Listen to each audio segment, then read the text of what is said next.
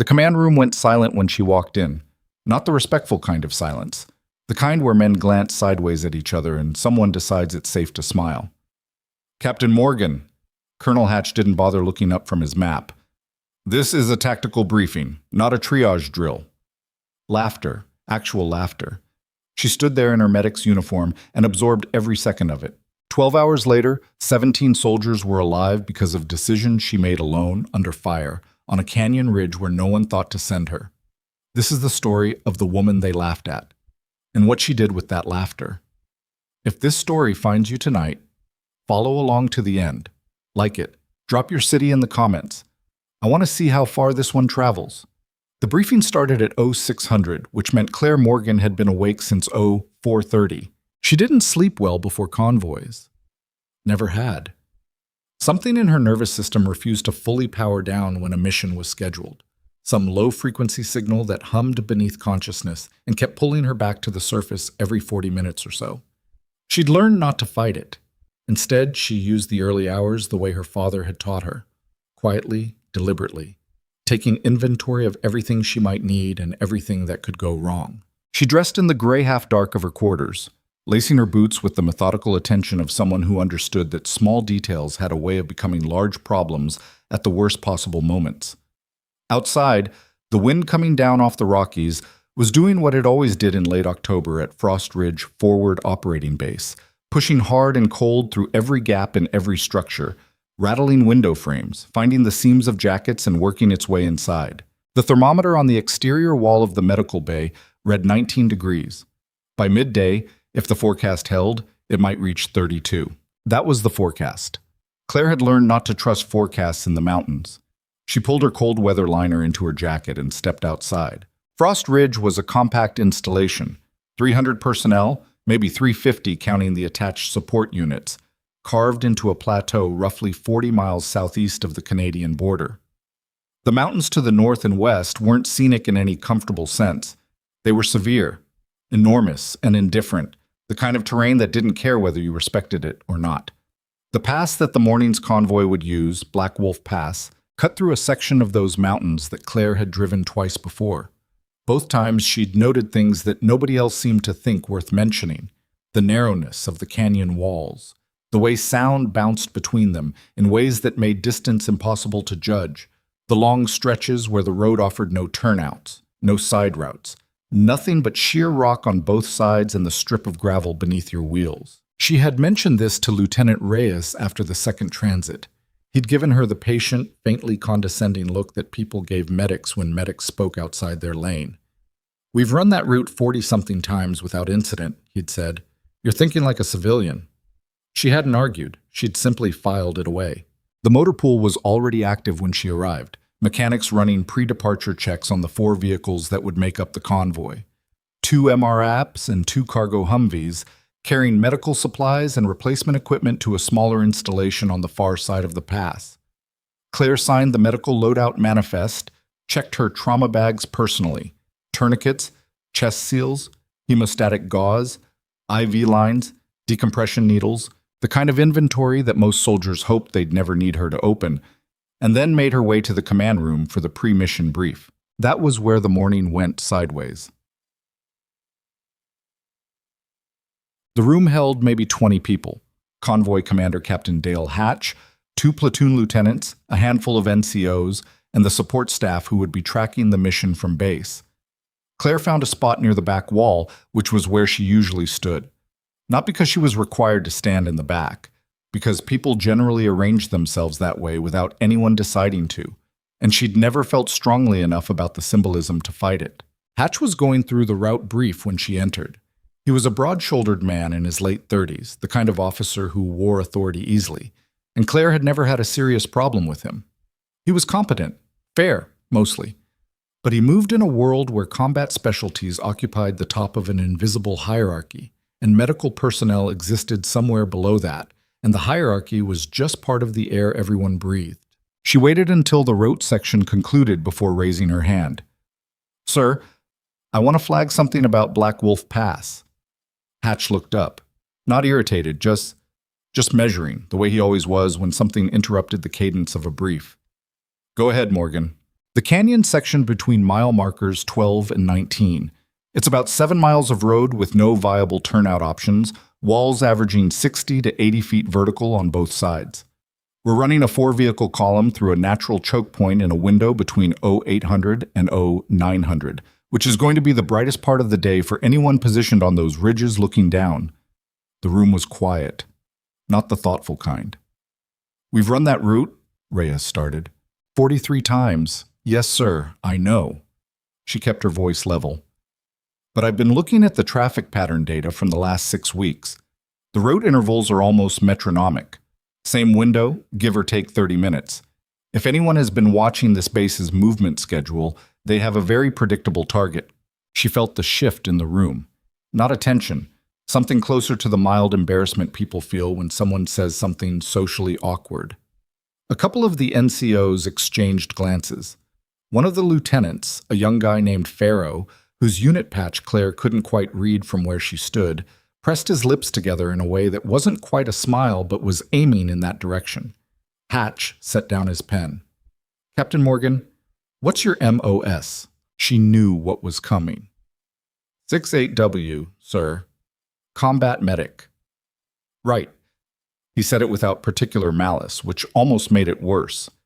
"I appreciate the concern, but route analysis falls under my S2's responsibility. Sergeant Kelka, anything flagged on Black Wolf in the last cycle?" Kels was a compact man with a shaved head and a habit of speaking with absolute certainty. "Nothing in the last reporting period, sir. Route is green." "There you go." Hatch picked his pen back up. "Morgan, your kit ready?" "Yes, sir." "Then we're good. Let's focus on what we each do best." And that should have been the end of it. It would have been, for most people. Claire nodded and stepped back and said nothing further while the brief concluded around her. She kept her face neutral. She was good at that. But she was also watching.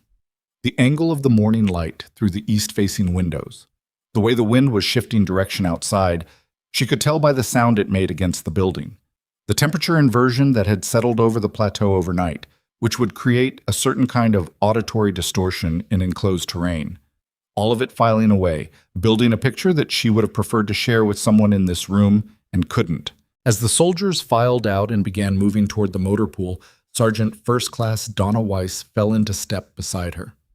Weiss was one of the senior NCOs in the motor pool, mid-40s, 2 combat deployments, the kind of calm practicality that came from having been afraid many times and knowing she'd survived it.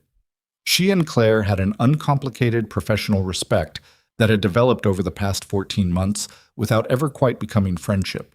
"You're not wrong," Weiss said quietly, not looking at her. "I know. But it doesn't matter if you're not wrong in a way anyone's going to listen to. Also know that."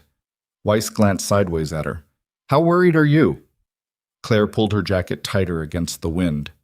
"Enough." They rolled at 0740. The convoy order was standard. Lead, MRAP, 2 cargo Humvees in the middle, trail MRAP at the rear.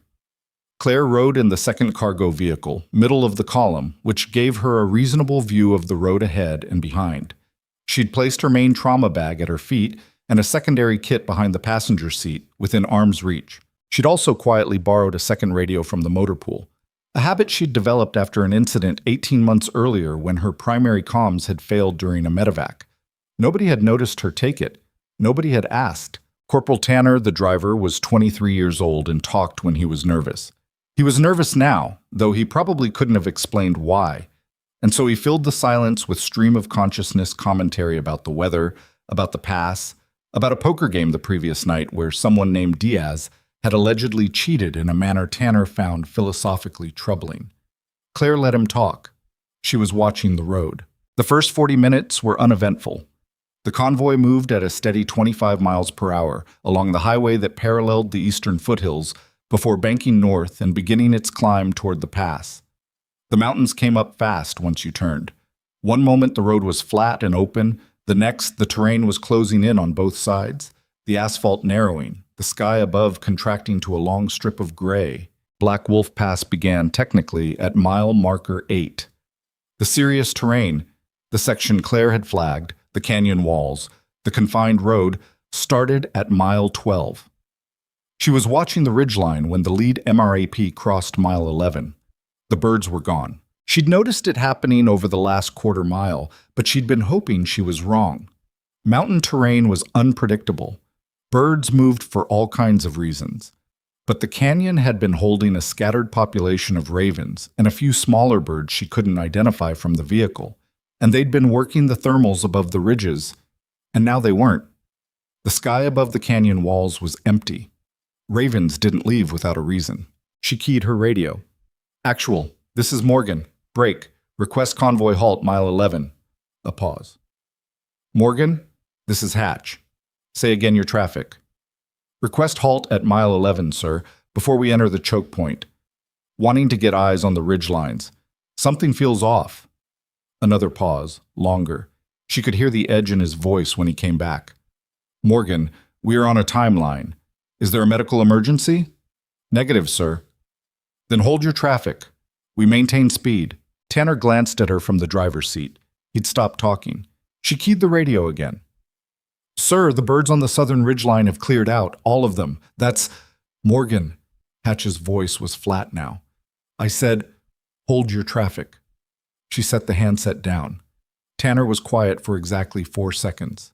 Then, "Captain, what does it mean when the birds—" The canyon exploded. Cut.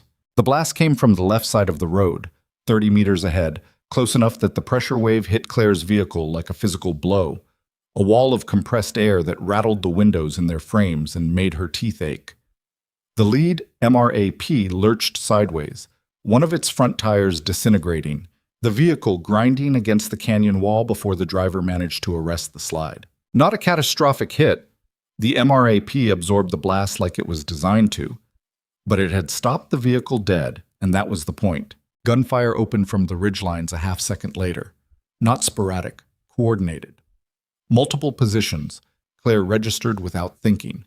Left ridge high, right ridge mid, and at least one shooter positioned further down the canyon where they could pour fire into the rear of the column. The shooter spacing was deliberate. They were covering overlapping fields of fire. Whoever had set this up had done so with careful preparation and had done it well. Contact left, contact left. Multiple voices on the radio, overlapping, some breaking into noise. All elements off the road, left side, left side. Tanner had already thrown the Humvee into park and was reaching for his door. Claire caught his arm. "Left side is the kill zone," she said. Her voice surprised her, completely even, almost conversational. "Canyon wall, right side. Stay close to the vehicle, then move to cover along the right." He stared at her for a fraction of a second, then nodded. They went out the right side doors. The noise was extraordinary. In an enclosed canyon, gunfire became something else entirely. A physical presence. A continuous percussion that seemed to come from everywhere simultaneously, the stone walls bouncing the sound until direction meant nothing. Claire hit the ground beside the Humvee, assessed fast. She could see 2 soldiers down near the lead MRAP. One moving, one not. A 3rd soldier was pinned behind the trail Humvee's engine block, bleeding from the forearm, applying pressure with his opposite hand with the focused desperation of someone who understood he was doing the right thing but didn't know if it was enough. She ran. Later, some of the soldiers would describe this moment in ways that surprised even the ones doing the describing. They would say she didn't crouch or scramble or move in the halting, interrupted bursts that most people moved in under fire. They would say she looked like she'd done it before, which none of them knew whether to believe. The truth, which Claire understood and no one else in that canyon did, was that she had done it before. Not in combat, not exactly, but in the hundreds of hours of drills her father had run her through on terrain, not entirely unlike this. Terrain where the point had been to stop thinking about the incoming and start thinking about the task. Her father had called it task fixation. Some instructors called it combat focus. Whatever the name, the effect was the same. The gunfire became background noise, and what mattered was the soldier bleeding out behind the tire, and she covered the ground between them in a low sprint and came in behind the vehicle and got her hands on him. "What's your name?" "Sato. It's the arm." "I see it. Radial probably. Keep pressure on. I'm putting a tourniquet above it." Her hands were already moving. "Hold still." "Are we? Is it?" Tourniquet goes on, then I move. You stay here, stay low, you'll be fine. She didn't know if that was true. She knew it was what he needed to hear. She left Sato with the tourniquet cinched and her secondary bag beside him and moved back into the open. The geometry of the ambush was clearer now that she'd been in it for 90 seconds. The blocking shot at the front had stopped the column. The fires from the ridges were designed to suppress, to keep heads down and limit response options. The driver of the lead MRAP had managed to get his vehicle partially behind an outcropping, which was smart, but the second MRAP at the rear was still fully exposed, taking rounds along its right flank, the driver trying to back up and finding the road too narrow to maneuver. She could hear Hatch on the radio, controlled, working through the problem, but there was an edge in his voice she hadn't heard before. Pharaoh, get me a grid on those ridge positions. I can't get eyes up, sir. They've got the angle covered. Then get me something. I can't return fire on a grid I don't have. Claire was already counting shooting positions. Left ridge, 2 or 3 shooters, elevation approximately 70 feet. Right ridge, 1 confirmed position, angle suggesting a shooter who understood how to use dead ground to avoid observation from below. And further down the canyon, she had to think about this one. Further down, there was a position that had fired twice and then gone quiet. That one bothered her more than the rest. She made it to the lead MRAP and found the second casualty, a young soldier named Marsh who'd caught a round through the meaty part of the thigh, femoral intact from what she could tell but bleeding badly, going pale, breathing fast. She controlled the bleed with a wound packing in her hands and told him things in the calm, specific voice her father had taught her to use, because tone controlled panic, and panic killed people who didn't need to die. Marsh, stay with me. I need you to talk to me. I'm okay. You're not okay, but you're going to be okay. Those are different things. Tell me your blood type. A positive. Good. Feel this? Pressure going on now. Tell me when it changes. She worked for 3 minutes straight, moving between the casualties clustered around the lead vehicle, keeping the bleed control on Marsh while assessing a third soldier who'd taken fragmentation in the face and neck, non-arterial, multiple lacerations, frightening to look at but survivable. And then a fourth who'd been knocked down by the blast concussively and was sitting against the canyon wall with the specific blankness that meant TBI, needed evaluation. And all the while, the shooting position down the canyon had still not fired again. She found Hatch behind the engine block of the lead MRAP, radio in hand, trying to raise a response from base while directing what fire response he could pull together. Sir? She crouched beside him. He turned, and she caught something on his face she hadn't expected to see. Something that wasn't his usual composure.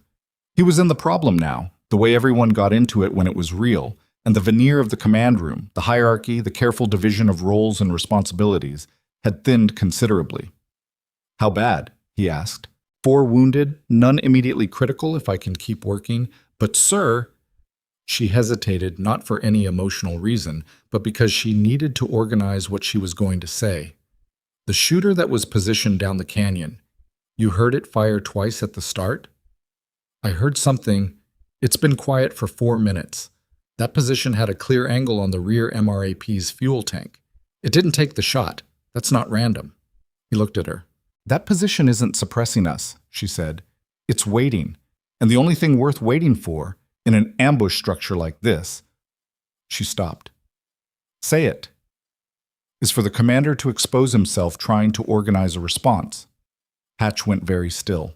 She watched him work through it, the tactical implication, the thing she was telling him without saying it directly. A precision shooter positioned to take a command kill shot. Not a suppressive fire element, an execution element, waiting for the moment when the officer running the response did what officers running responses always did, moved forward to see the problem himself. How confident are you? He said. It wasn't a hostile question, it was a real one. Confident enough? She said. Sir, who's the best shooter in this element? That'd be Corporal Yates, but he took the blast concussively and Then we need someone on that ridge.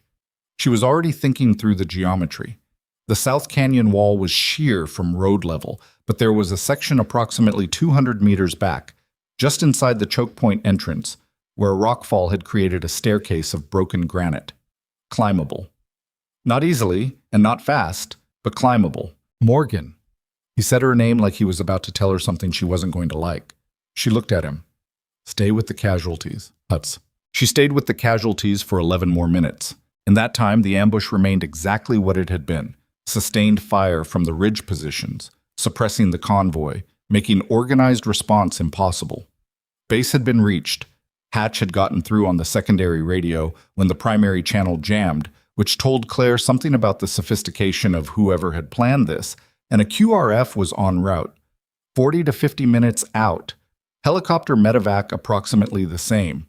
In 40 to 50 minutes, the shooting position down the canyon would have decided it had waited long enough.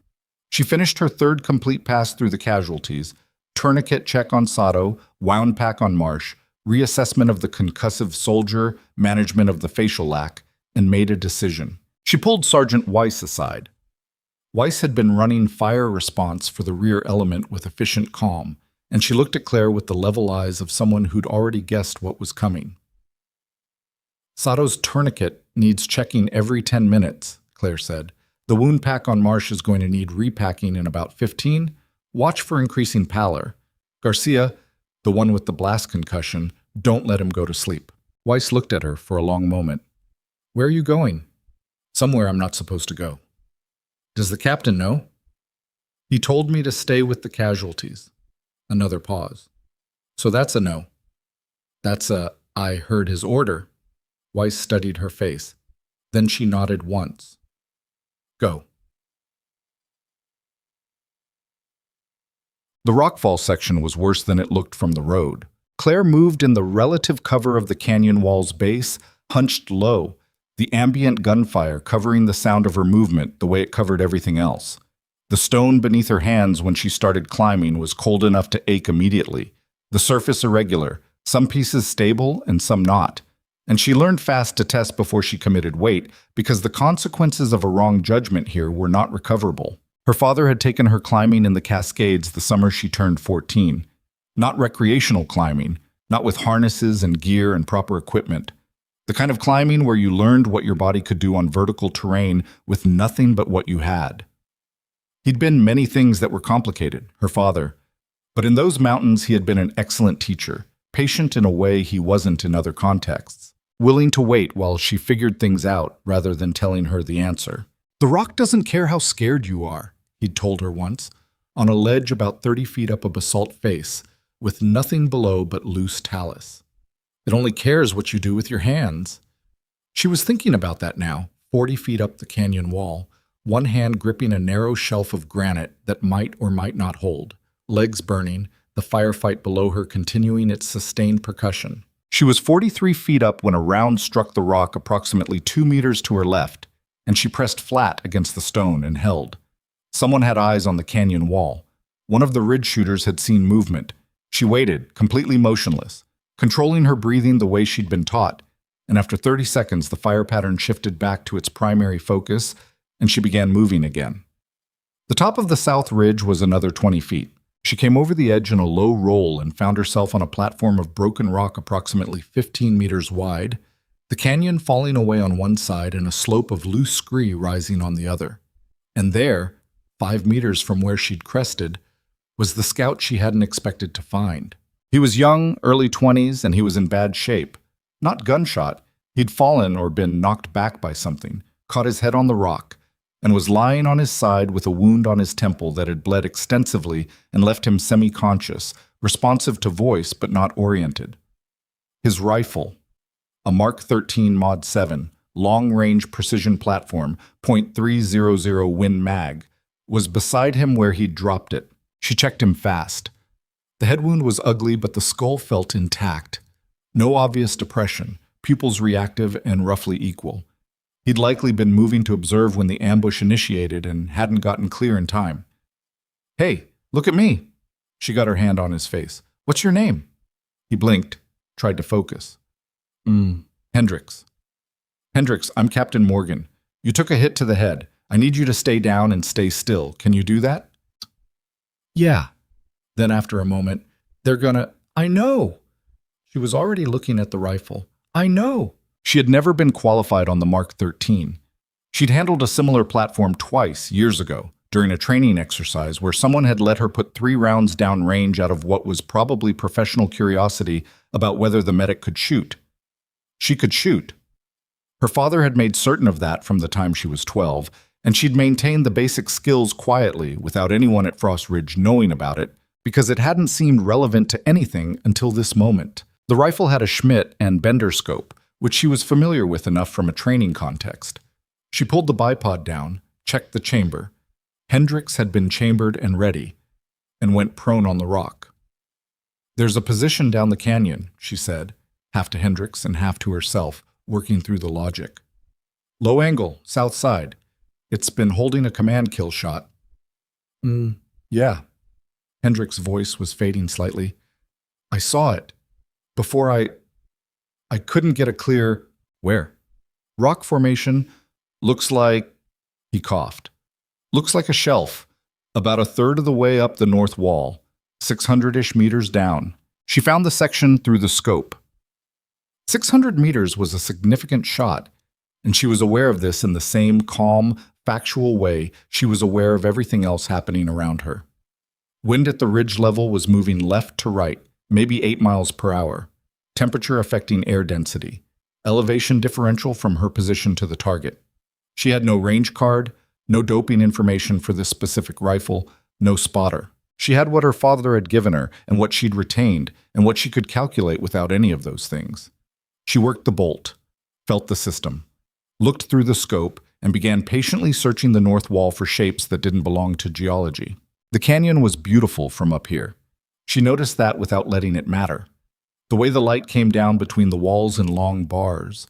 The color of the stone varying from gray to rust to something almost orange where the iron content was highest. The snow on the upper peaks catching the morning sun. She noticed all of it, filed it away, and kept looking. A reflection. Tiny. Gone in half a second. But there. She found the position in the scope. Rock shelf, 330 from her current position, slightly above road level. A shooter who had chosen excellent concealment and made one small error.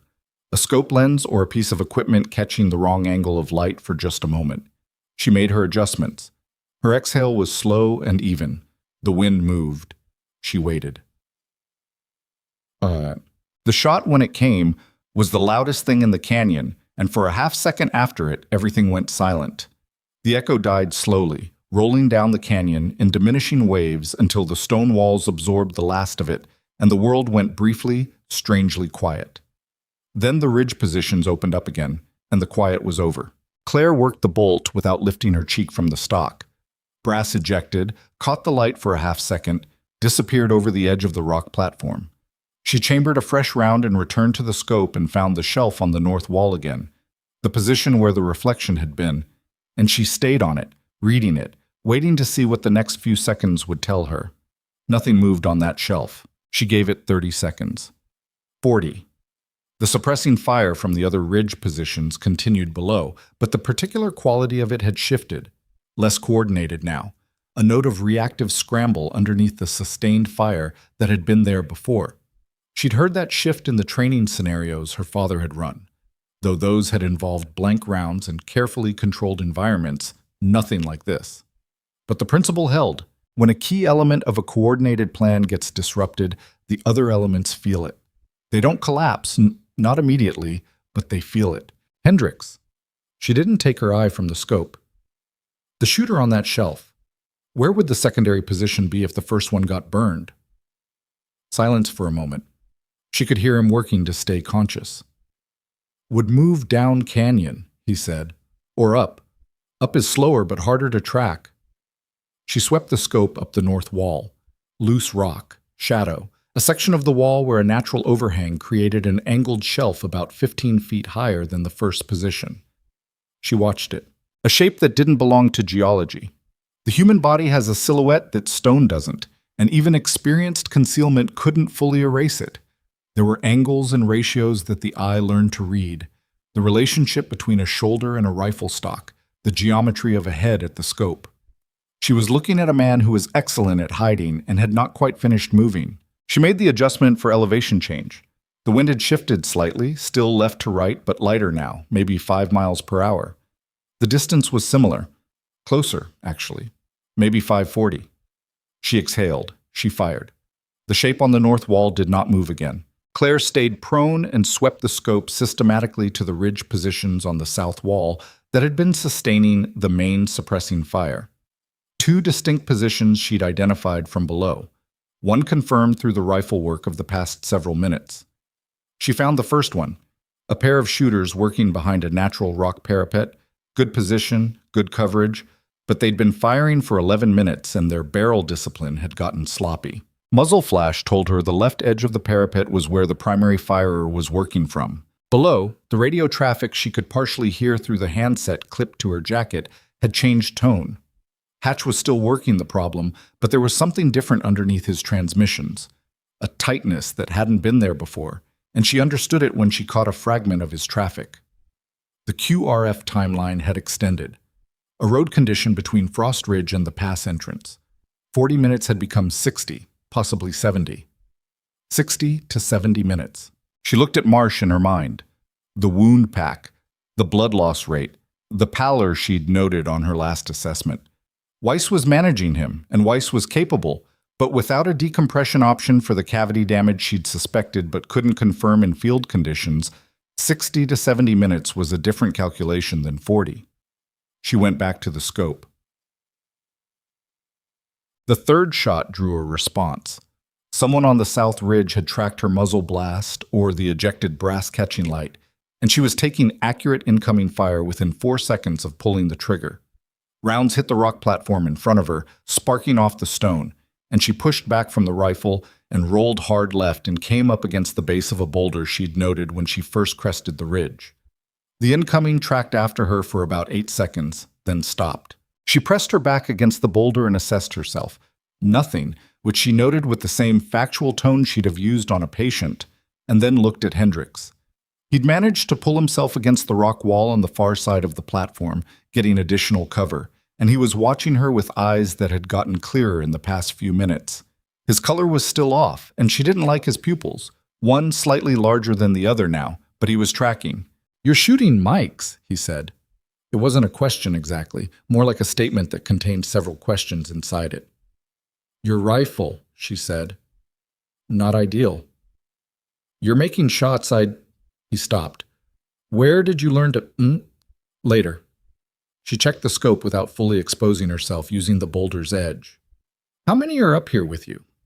"Was solo. The other observer team was supposed to be on the North Ridge, but I lost comms with them 40 minutes before the ambush hit. That landed with weight." The other observer team silenced 40 minutes before the ambush initiated. Not a coincidence. Someone had known they were up here. "Who knew about your observer position?" she said. Hendricks looked at her steadily. He understood what she was asking. "Convoy brief. Standard distribution." How standard? A pause that told her he'd already been thinking about this. S2, convoy commander, platoon leads, motor pool for vehicle assignment. He stopped. "And the ISR tasking request. That goes through operations." "How many people in ops have access to ISR taskings?" 4, maybe 5, depending on who's covering the shift. She filed this and went back to the problem in front of her, which was still the South Ridge and the shooter who'd tracked her position with enough skill to put rounds on her platform within 4 seconds of her muzzle flash. That was good shooting. That was someone who knew what they were doing and had been doing it for a while. She worked around the left edge of the boulder, low and slow, getting a different angle on the South Ridge. The shooter who'd engaged her was now the priority, not because of the personal dimension of it, but because of the tactical one. As long as that position was active and skilled, her ability to affect the canyon below was severely limited. She moved to a secondary position behind a cluster of fractured rock 3 meters to the right, changed her angle, and settled the scope on the South Ridge again. The other shooter was very good. She could see that in the way the position was constructed. They'd chosen a depression in the ridgeline rather than working from a high point, which gave them a lower silhouette and made it significantly harder to identify their profile against the skyline. They'd also placed themselves where the morning sun came from behind them, which meant anyone looking from below was working into the glare. She found them by movement. The smallest thing, the settling of a piece of loose rock displaced by an elbow shift, a fragment of motion in a frame that was otherwise static. It was there and gone in under a second, and she only caught it because she'd been watching that specific section for a while and had developed a baseline sense of how it looked when it was still. She held her breath. The angle was bad. She was looking at the position from above and to the side rather than across, which meant bullet drop calculations were different, which meant she was extrapolating from what she knew rather than working from a solid data point. She fired anyway. The round hit low. She knew it immediately from the impact signature through the scope. Not a miss entirely. She'd struck the lip of the depression, but not a hit either, and now the South Ridge shooter knew she had their position. The exchange that followed was approximately 90 seconds of incoming fire, while Claire moved between three positions on the rock platform, staying low, using the terrain, the boulder, the fractured rock cluster, the slight depression near the ridge's inland edge, where the platform dropped 6 inches and created a marginal but real change in exposure profile. Rounds came in regularly, controlled spacing, the other shooter working through likely positions systematically rather than spraying. She was in the depression when it came to her. The other shooter was watching where she went. That was how good targeting worked at this distance. You tracked movement, you anticipated where the movement was going, you put your round ahead of it. And the only way to beat someone who was good at that was to move in a way they didn't expect, which meant moving toward them rather than across their field of fire. She waited for a lull in the incoming. When it came, the other shooter repositioning or reloading or pausing to assess. She pushed hard across the platform toward the ridge's edge and looked straight down. The South Canyon wall from this side was different from the north. Less sheer. A series of natural ledges dropped away below her, spaced irregularly, some wide enough to stand on, and some barely wide enough to wedge a boot into. The South Ridge position was approximately 30 meters horizontal and 40 feet vertical below where she was standing. The Mark 13 was not the right tool for 30 meters. She unholstered her sidearm. The descent was controlled chaos, and she didn't think about it too precisely while she was doing it, because thinking about it too precisely would have involved registering how exposed she was on the face of the canyon wall for the approximately 4 minutes it took her to get down, which would have been counterproductive. She moved fast, using the ledges as they came, trusting the friction of her boot soles, letting the urgency override the parts of her nervous system that wanted to tell her this was a terrible idea. Her arms ached from the first climb. Her left hand had been cut somewhere in the exchange on the platform and was slippery with blood. And she discovered this when a ledge transferred some of that slipperiness to a hold she'd needed to trust, and she caught herself with her opposite hand and stayed on the wall. The South Ridge position was tucked into a natural notch in the ridgeline, partially overhung by a ledge that made it almost invisible from below. From directly above, where Claire was working her way down, it was more visible, but the shooter inside it was facing the canyon floor and managing their field of fire, and they hadn't thought to look up. People rarely thought to look up. She dropped the last 4 feet onto the ledge above the notch and came around the rock overhang and found the shooter. He was a large man, prone, eyes still to his scope, processing the fact that his target had stopped moving. He heard her land and started to roll, and she put her hand on the back of his neck and his rifle arm simultaneously, controlling the muzzle, and she was not gentle about it. "Don't." Her voice in the silence of the position was very quiet. Hands off the rifle. He went still. He was assessing. She could feel it through her grip on him, the tension of someone calculating options. She had the weight advantage on the position, the angle, and the pistol in her right hand. She also had the specific kind of calm that sometimes surprised people who'd made certain assumptions about who she was. He released the rifle. She kicked it back with her foot, far enough that it would require him to get up to reach it. "On your back," slowly. He rolled. He was maybe 35, broad-faced, a man she'd never seen before, wearing civilian gear over what looked like military surplus components. Not regular military, not any unit she knew the kit for. "Who tasked this operation?" she said. He said nothing. She wasn't surprised. She crouched, keeping the sidearm on him, and used the moment to actually look at his kit more closely. The rifle she'd displaced was expensive, a custom platform, not standard issue for anyone, and his gear bore the marks of careful selection rather than unit issue. Private hire. Someone had paid for this. "I'm not going to interrogate you on a ridge," she said, "but I need to know if there are additional elements we don't know about." Still nothing. She secured his wrists with the zip ties from her medical kit. She always carried zip ties.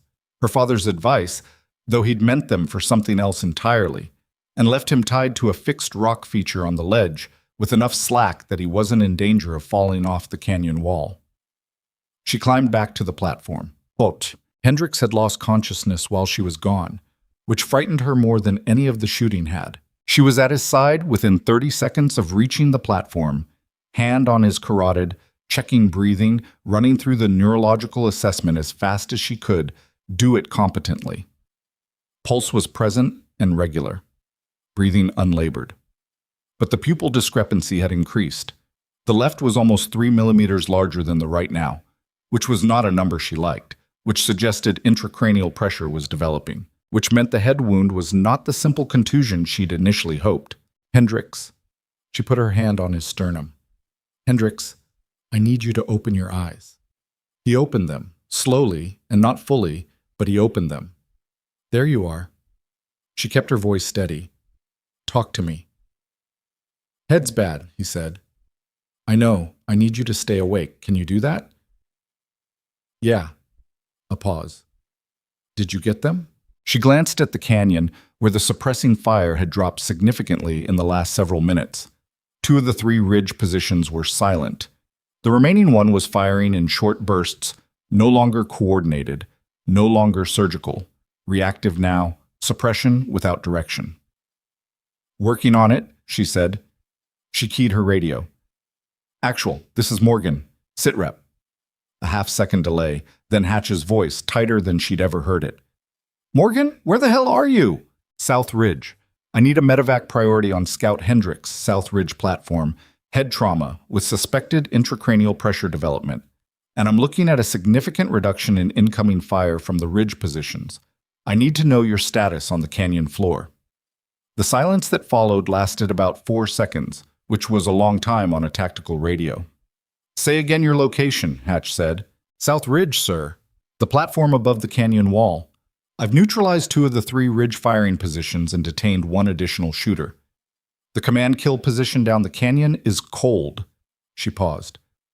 What's your status? Another silence. Then, different in quality from the previous ones. We have 3 wounded on the floor, all stable. The rear MRAP took an RPG on the right rear, but it held. We've got... She heard him breathe.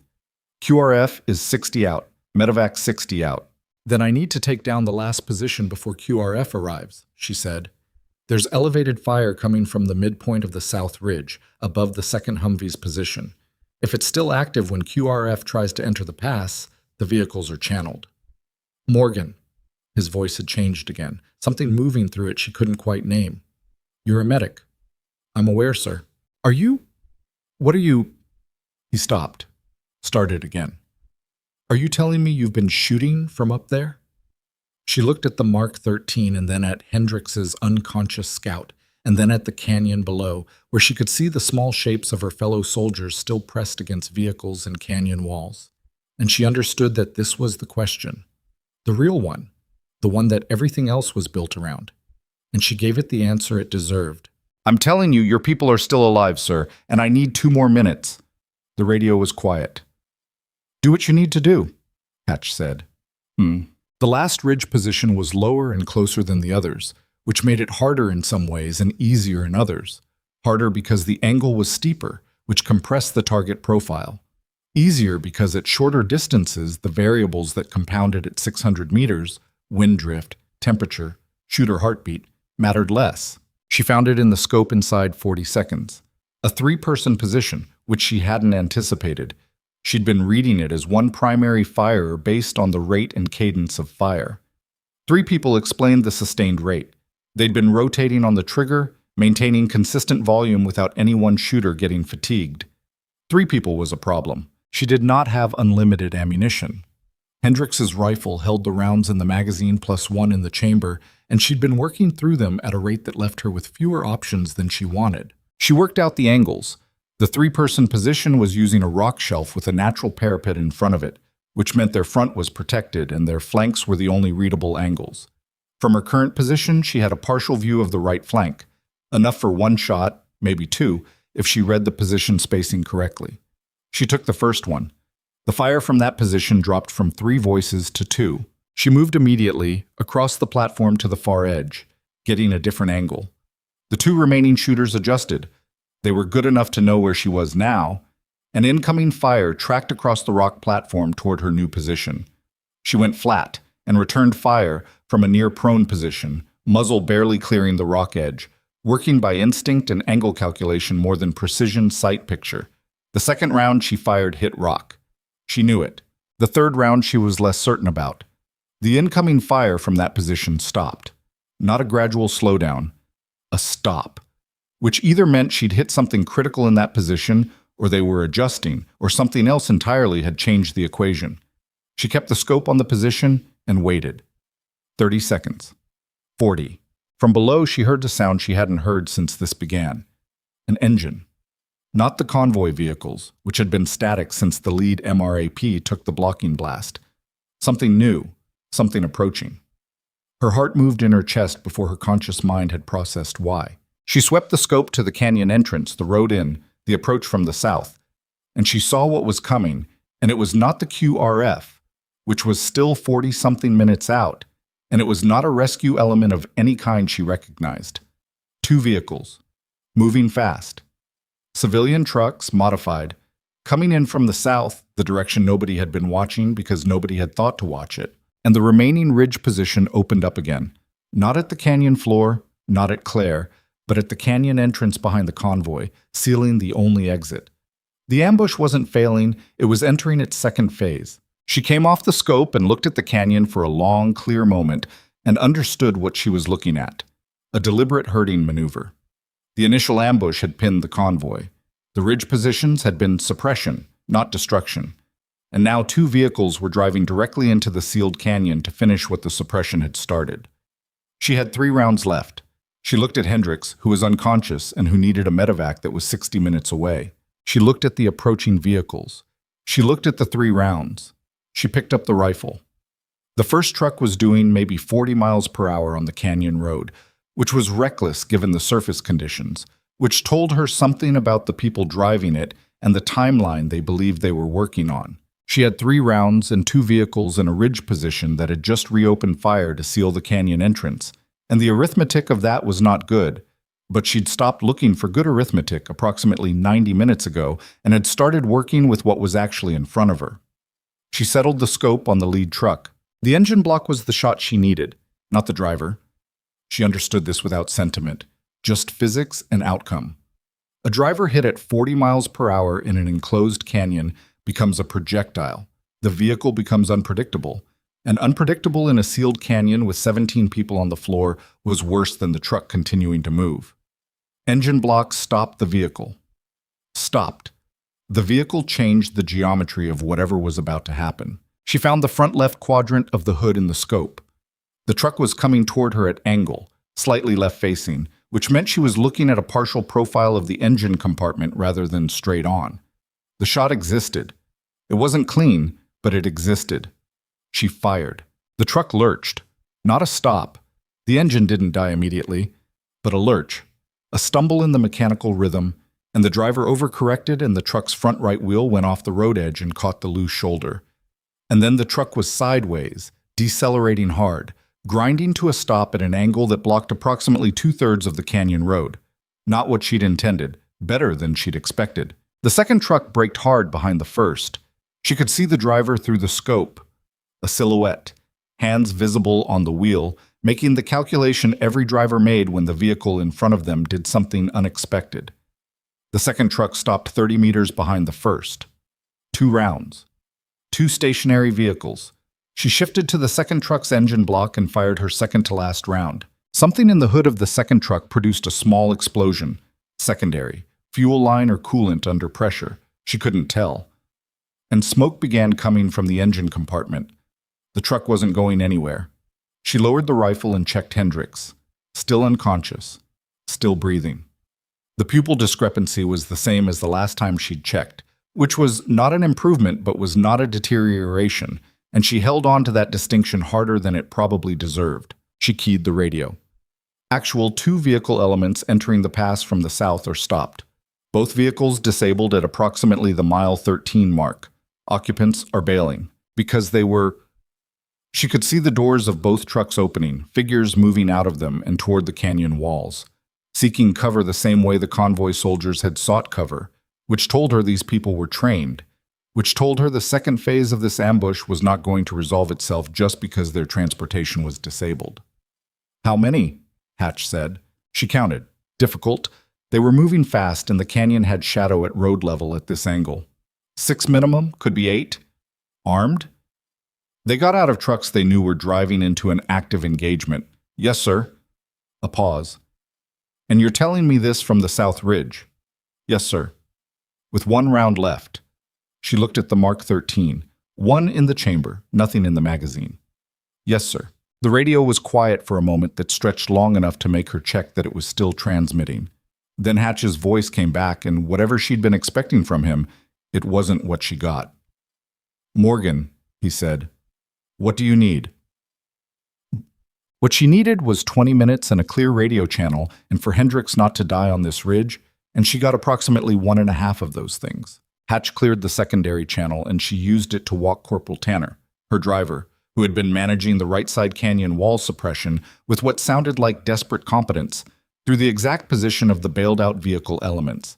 Tanner relayed to the soldiers on the canyon floor who had workable sightlines south. The canyon geometry helped her here. The canyon floor soldiers couldn't see the bailed-out elements directly, but she could see both the canyon floor and the southern section simultaneously, which made her a functional spotter. Even with a rifle that had 1 round in it, she was not going to fire unless something specific and terrible happened. The bailed-out elements moved in pairs. She tracked them through the scope. 6 figures, not 8, she revised her count, working toward the canyon walls, trying to get to cover and angles that would let them re-engage the pinned convoy from close range. They were moving with purpose. Someone had trained these people. They weren't panicking, weren't running, weren't making the errors that undertrained people made when their vehicles got taken out. They were adapting. She called their positions in a constant stream. 2 elements moving to the right wall, approximately 50 meters south of the rear MRAP. Single element working behind the disabled vehicle, using it as cover. Tanner, that one is going to have an angle on your position in about 90 seconds if they reach the wall. Copy. Tanner's voice was tight. What do I do about it? You have a M4? Yes, ma'am. Then you make it a problem for them to come around the right side of that truck. You don't have to hit them. You have to make them decide it's not worth it. A pause. Then the sound of controlled, aimed fire from below. 2 3-round bursts, spaced, deliberate, and the figure working toward the canyon wall stopped and reversed back toward the cover of the disabled truck. They stopped, Claire said. Did I? No, but they stopped. She was already moving her scope to the next element. That's what matters. Keep the angle on them. The next 12 minutes were the most complicated thing she'd ever done with her voice. She was simultaneously watching 6 people trying to complete an ambush, talking 3 different soldiers through positional responses, monitoring Hendricks's breathing, and managing the crawling awareness in the back of her mind that she was doing all of this with 1 round in a rifle that she was not going to use for suppression because when she used it, she needed it to count. The ridge position that had reopened, the one she hadn't fully resolved, was still intermittently active. Not the sustained fire it had been putting out before, it had pulled back to a conservative rate, as if whoever was running it had decided that accurate selective fire was more sustainable than volume. She respected that decision tactically while it complicated everything she was trying to do, because it meant the canyon entrance was still not clean for the QRF coming in. She got Hatch on the radio between position calls. The ridge position at Mid-South is still going to be a problem when QRF tries to enter. Their lead vehicle is going to be exposed for about 40 meters before they can get to the canyon wall angle. What's the status on your remaining ammunition? 1 round. She heard him process that. Morgan, I need you to... Sir, if I use it on the ridge position, the floor elements have a clear lane to flank you from the south. If I use it on the floor elements, QRF takes fire on entry. I need another option. A silence that she recognized as the sound of an officer working a problem he didn't have a clean answer to. QRF is 40 out, he said finally. I know. Can you hold the floor elements for 40 minutes? She looked at the canyon, the six figures, the disabled trucks, the way the canyon geometry was going to start working against the floor position in about 15 minutes as the southern elements found angles the convoy soldiers couldn't cover from their defensive positions. "I can try," she said, which was the honest answer and not the reassuring one. "Do that," Hatch said. "I'm going to work something on the ridge position." She didn't ask what. She went back to the scope. Shut. The thing about controlling people with one round in a rifle is that it only works as long as they don't know you have one round in a rifle. She used the scope and her radio and Tanner's M4 and the similar disciplined fire of two other soldiers she'd pulled into her communication net, Specialist Okafor on the right canyon wall and Private Delgado behind the trail, MRAP. And she orchestrated something that she would not have been able to name precisely, some combination of suppression and misdirection and delay, calling movement, calling response, keeping the southern elements from finding their flanking angles long enough for the clock to move forward. It cost her. The concentration required to track 6 moving people through a scope while managing 3-way radio communication and periodic checks on Hendricks was the most demanding thing she had done in her life, and she was making errors. She called Okafor's position to the wrong element at the 11-minute mark, and it took her 15 seconds to catch the mistake and correct it. And in those 15 seconds, one of the southern elements moved further than she wanted. "Okafor, right wall. The element I called to your position is actually behind the truck. What's coming to you is the pair that was at the 40-meter mark." "Copy, but I only see they split. One went to ground behind the engine block, one is moving along the wall below you. You will not be able to see the second one from your current position. Move back 3 meters. "How do you move back, Okafor?" The sound of scrambling. Then, "Okay, I see the wall now. Don't fire unless they come around the corner. Movement right there is going to be your warning." "Copy." She kept moving, kept calling. The canyon was a chessboard she was playing from above, and she was tired in a way that had weight behind it, and her left hand had stiffened around the cut, and she kept adjusting her grip on the rifle to compensate. And Hendricks made a sound sometime around the 20-minute mark that frightened her badly, a short, sharp exhale, like something releasing. And she scrambled to him and found him still breathing, heart rate unchanged, the sound some neurological output from the pressure building in his skull. And she went back to the scope with the fear still in her chest, and her hands steadier than they had any right to be. 23 minutes into the holding action, she heard it. Not an engine. She'd been listening for engines, and this wasn't that. A different sound, lower, coming from the south ridge somewhere below and to her left. Movement on the canyon wall. Something climbing. She went to the ridge edge and looked. One of the southern elements had broken from the floor, using the cover of the disabled trucks as a base, and was climbing the canyon wall. Not on her side. The south wall, below her, but not on the same face she'd used. They were maybe 100 feet below and coming up. Moving well. Someone who'd done this before. She understood the objective immediately. The ridge, her position. If they reached the platform with a rifle, she was done. Not just personally done, but operationally done, because her eyes on the canyon were the thing holding the rest of the response together.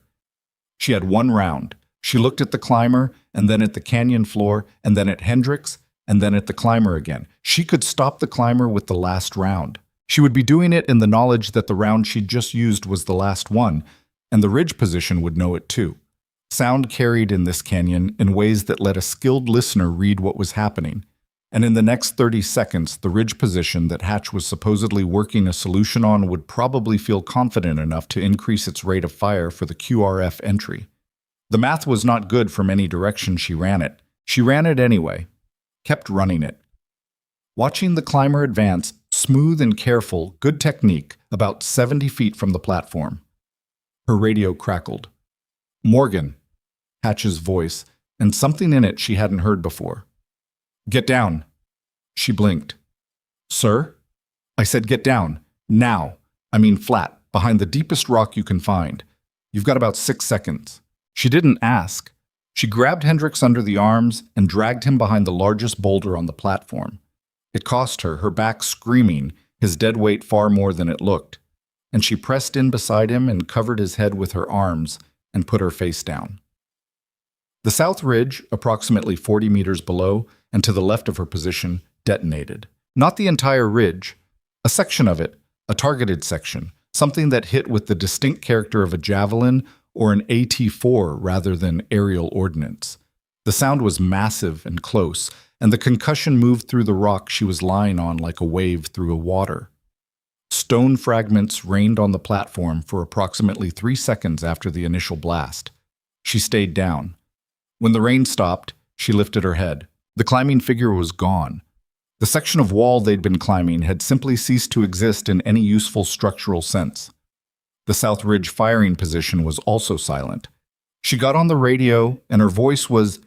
She noticed this from a slight distance, the way you notice things about yourself when you were operating past a certain threshold of exhaustion, not entirely steady. What was that? Sergeant Reyes had an AT-4 in the rear MRAP, Hatch said. We've been trying to get an angle on that ridge position for 20 minutes. The climber gave us a reference point. A pause. You okay up there? Hendricks needs that medevac. I know. QRF is 22 out.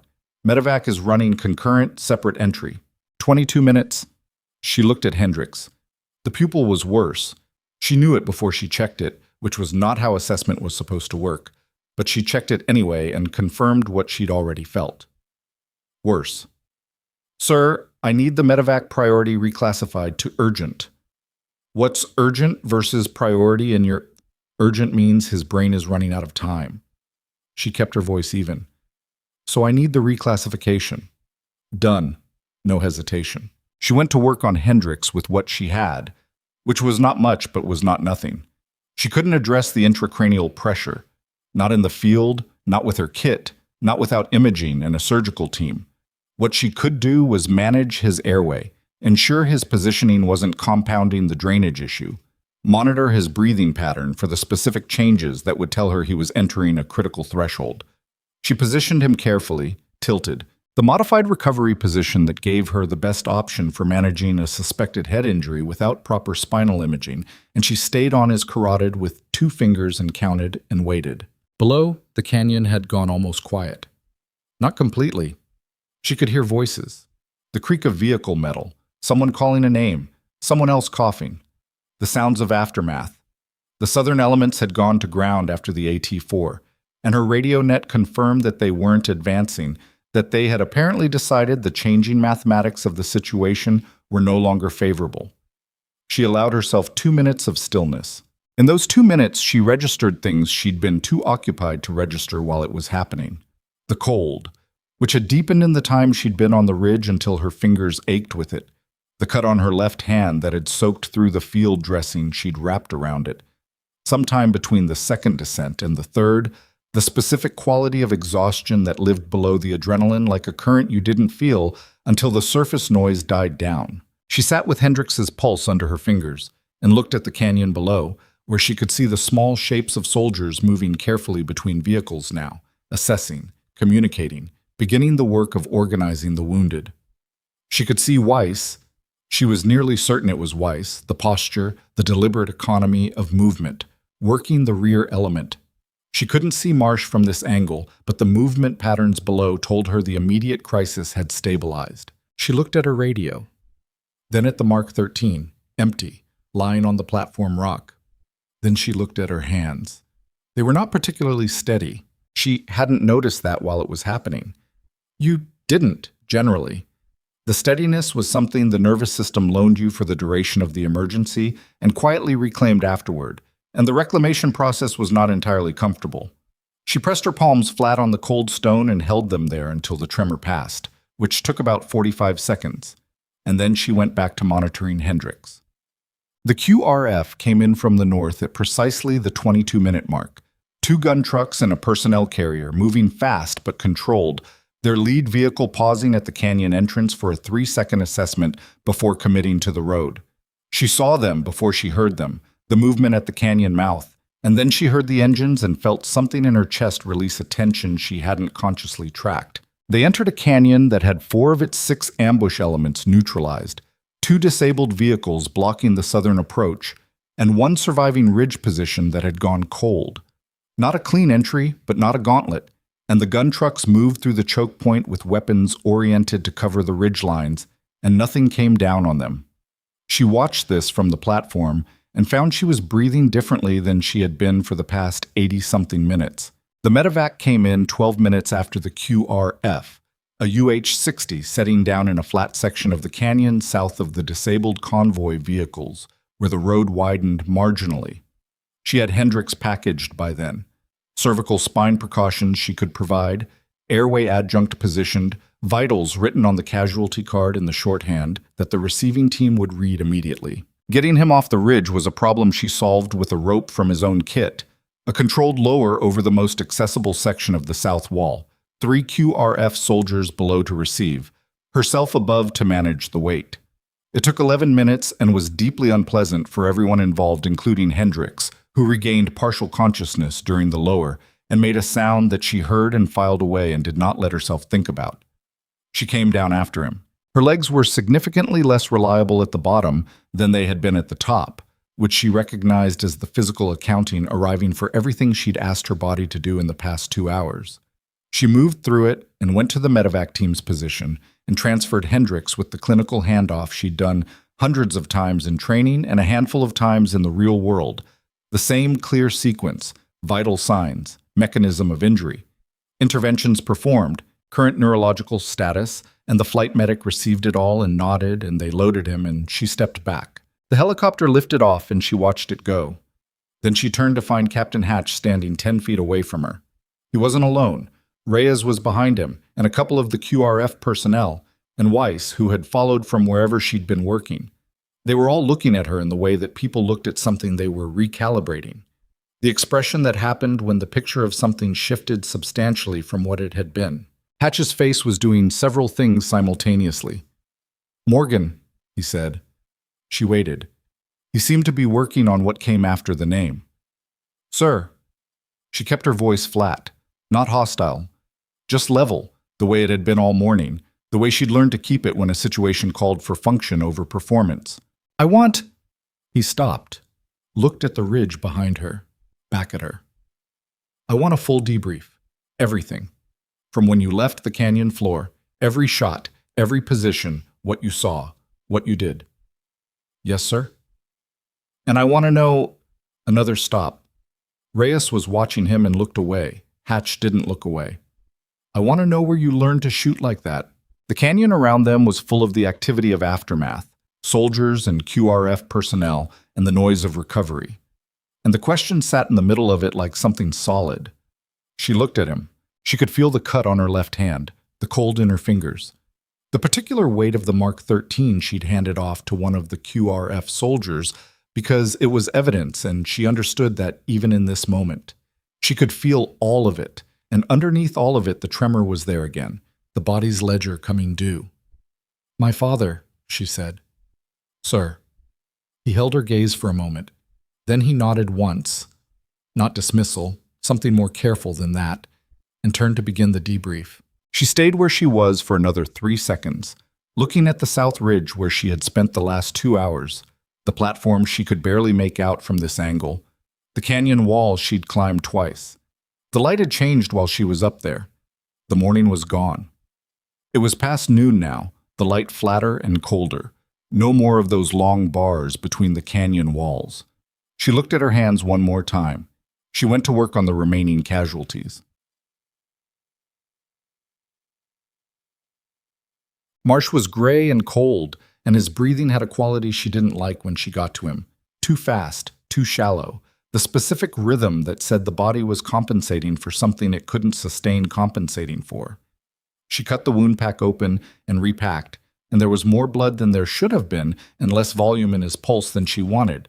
And she had the IV line in his arm and fluids running before she'd finished her initial assessment. "Still here," she told him. He was only partly conscious. His eyes tracked to her face and then away. "You're going to talk to me while I work," she said. "Tell me something I don't know. Anything."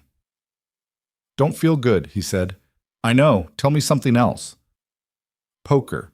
Diaz cheats." She heard Tanner from somewhere behind her make a sound that might have been a laugh. "I believe it," she said. "Stay awake." She worked. Around her the canyon continued its recovery. The QRF element moving through the disabled vehicles south of the convoy, documenting the positions, collecting the weapons cache from the ridges that a fire team had climbed to assess. She could hear it all, and she tracked it with the background part of her mind while the foreground stayed on Marsh's pulse, his fluids, his pallor, the trend of each against the timeline to the second medevac that the QRF commander had called in. When the second UH-60 arrived and the crew chief came to her position to take the handoff, he looked at the casualty card she'd written and then looked at her. She was not, at that moment, presenting a particularly composed appearance. The cut hand, the rock dust embedded in her jacket, the fact that she'd been operating for 3+ hours on terrain rather than in a medical bay. And he looked at all of that and then looked at the quality of the clinical work in front of him. "You ran the aid station on the canyon floor?" he said. "And other places?" she said. He looked at her for another second, then took the handoff. The second helicopter lifted. She watched it until it cleared the canyon walls. The canyon was quieter now. Not quiet. There were still more than a dozen people moving through it, documenting, managing, doing the work that followed an engagement. But the specific quality of crisis had drained out of it, the way it always did when the acute phase ended and the reckoning began. She was sitting against the canyon wall, her kit open in front of her for inventory, when Weiss crouched beside her. "All accounted for?" Weiss asked. 6 on the floor, 2 medevac priority, 4 walking wounded. She kept her eyes on the inventory. QRF element sustained no casualties. Detained 1 shooter from the ridge who needs evaluation. "I know all that." Weiss's voice was quiet. "I meant, are you accounted for?" Claire looked at her hand. The field dressing was soaked through, and she peeled it back and looked at the cut, which was deeper than she'd registered and was going to need suturing. "I'll be fine," she said. "That's not what I asked." She looked at Weiss. Weiss looked back at her with the even, steady look of someone who'd been in enough aftermaths to know what they looked like. "I think so," Claire said, which was the honest version. Weiss nodded. She reached into her own kit and produced a fresh dressing and a roll of tape and started working on Claire's hand without asking permission, which was not something Claire was going to stop her from doing. They sat in the quiet of the aftermath, the cold canyon around them, the mountains indifferent and enormous above the ridgelines, and Weiss dressed the cut with the same practical care that Claire had given to 6 other people in the last 3 hours, and neither of them said anything for a while. Hatch was across the canyon floor talking to the QRF commander. She could see him from where she sat. Twice he glanced in her direction.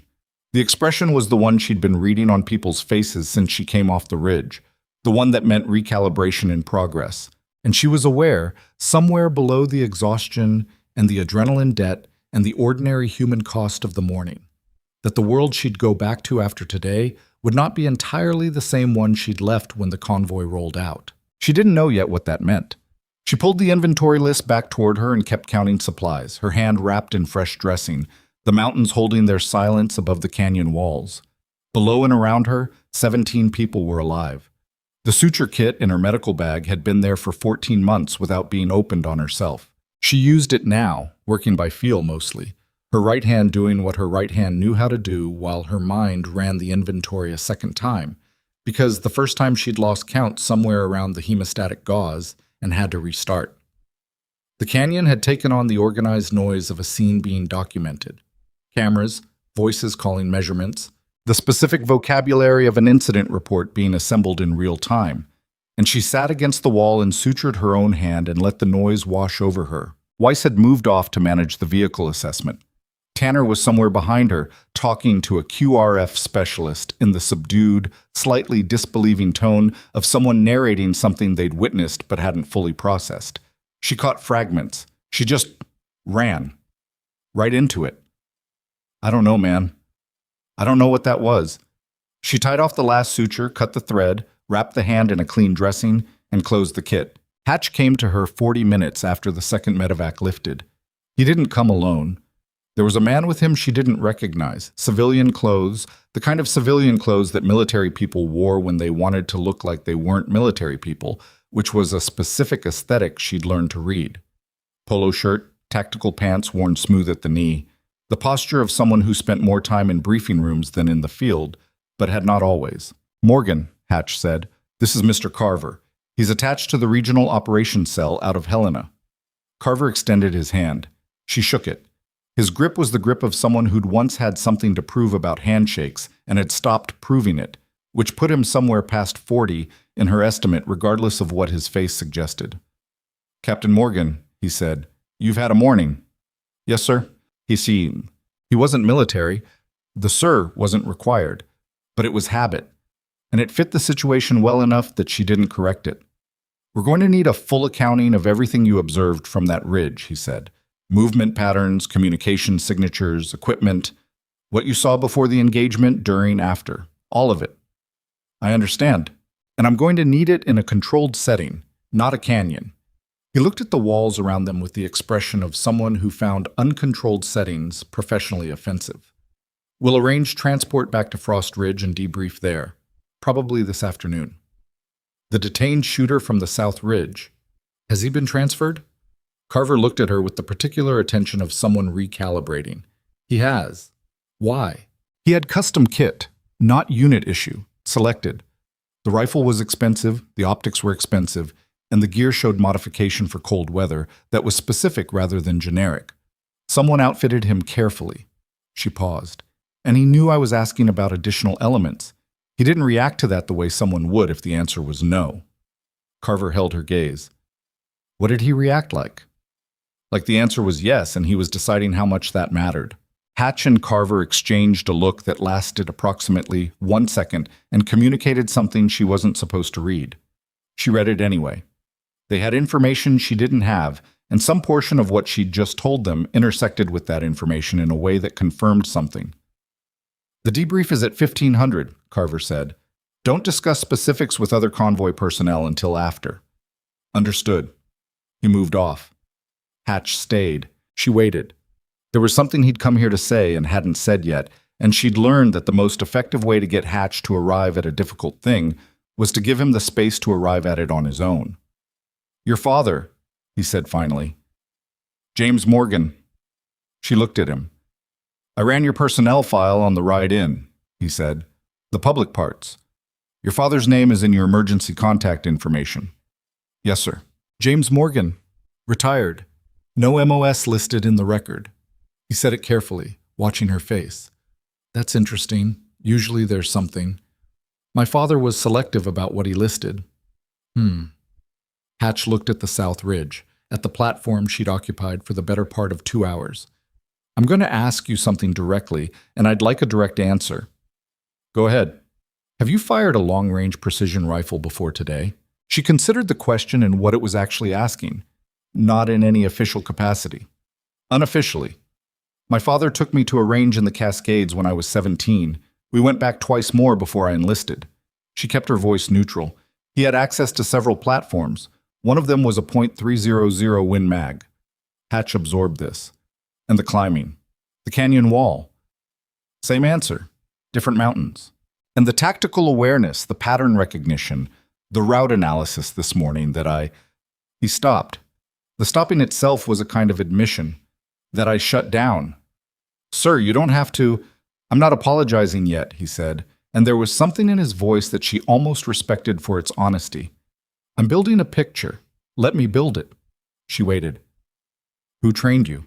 he said. Not a question. "My father trained me." "To do what specifically?" "To be useful in situations like this one."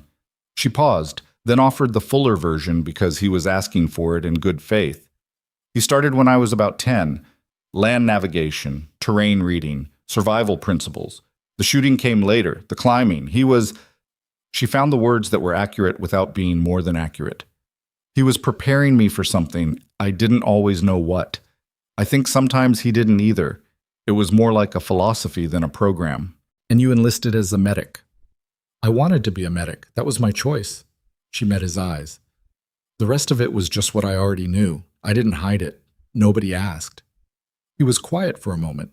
Around them, the canyon continued its documentation. The wind had picked up in the last hour, coming down from the north now, colder than it had been. The kind of cold that settled into the canyon and reminded you that this terrain didn't adjust its behavior for human convenience. "I told you to stay in your lane this morning," Hatch said. "Yes, sir." "And then I told you to stay with the casualties." "Yes, sir."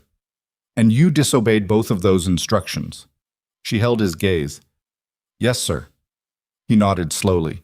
And 17 people are alive because of it. She didn't respond to that. It wasn't a question. An agreement felt like the wrong texture, and so did deflection. He looked at her for another moment, then looked away. 1500 debrief.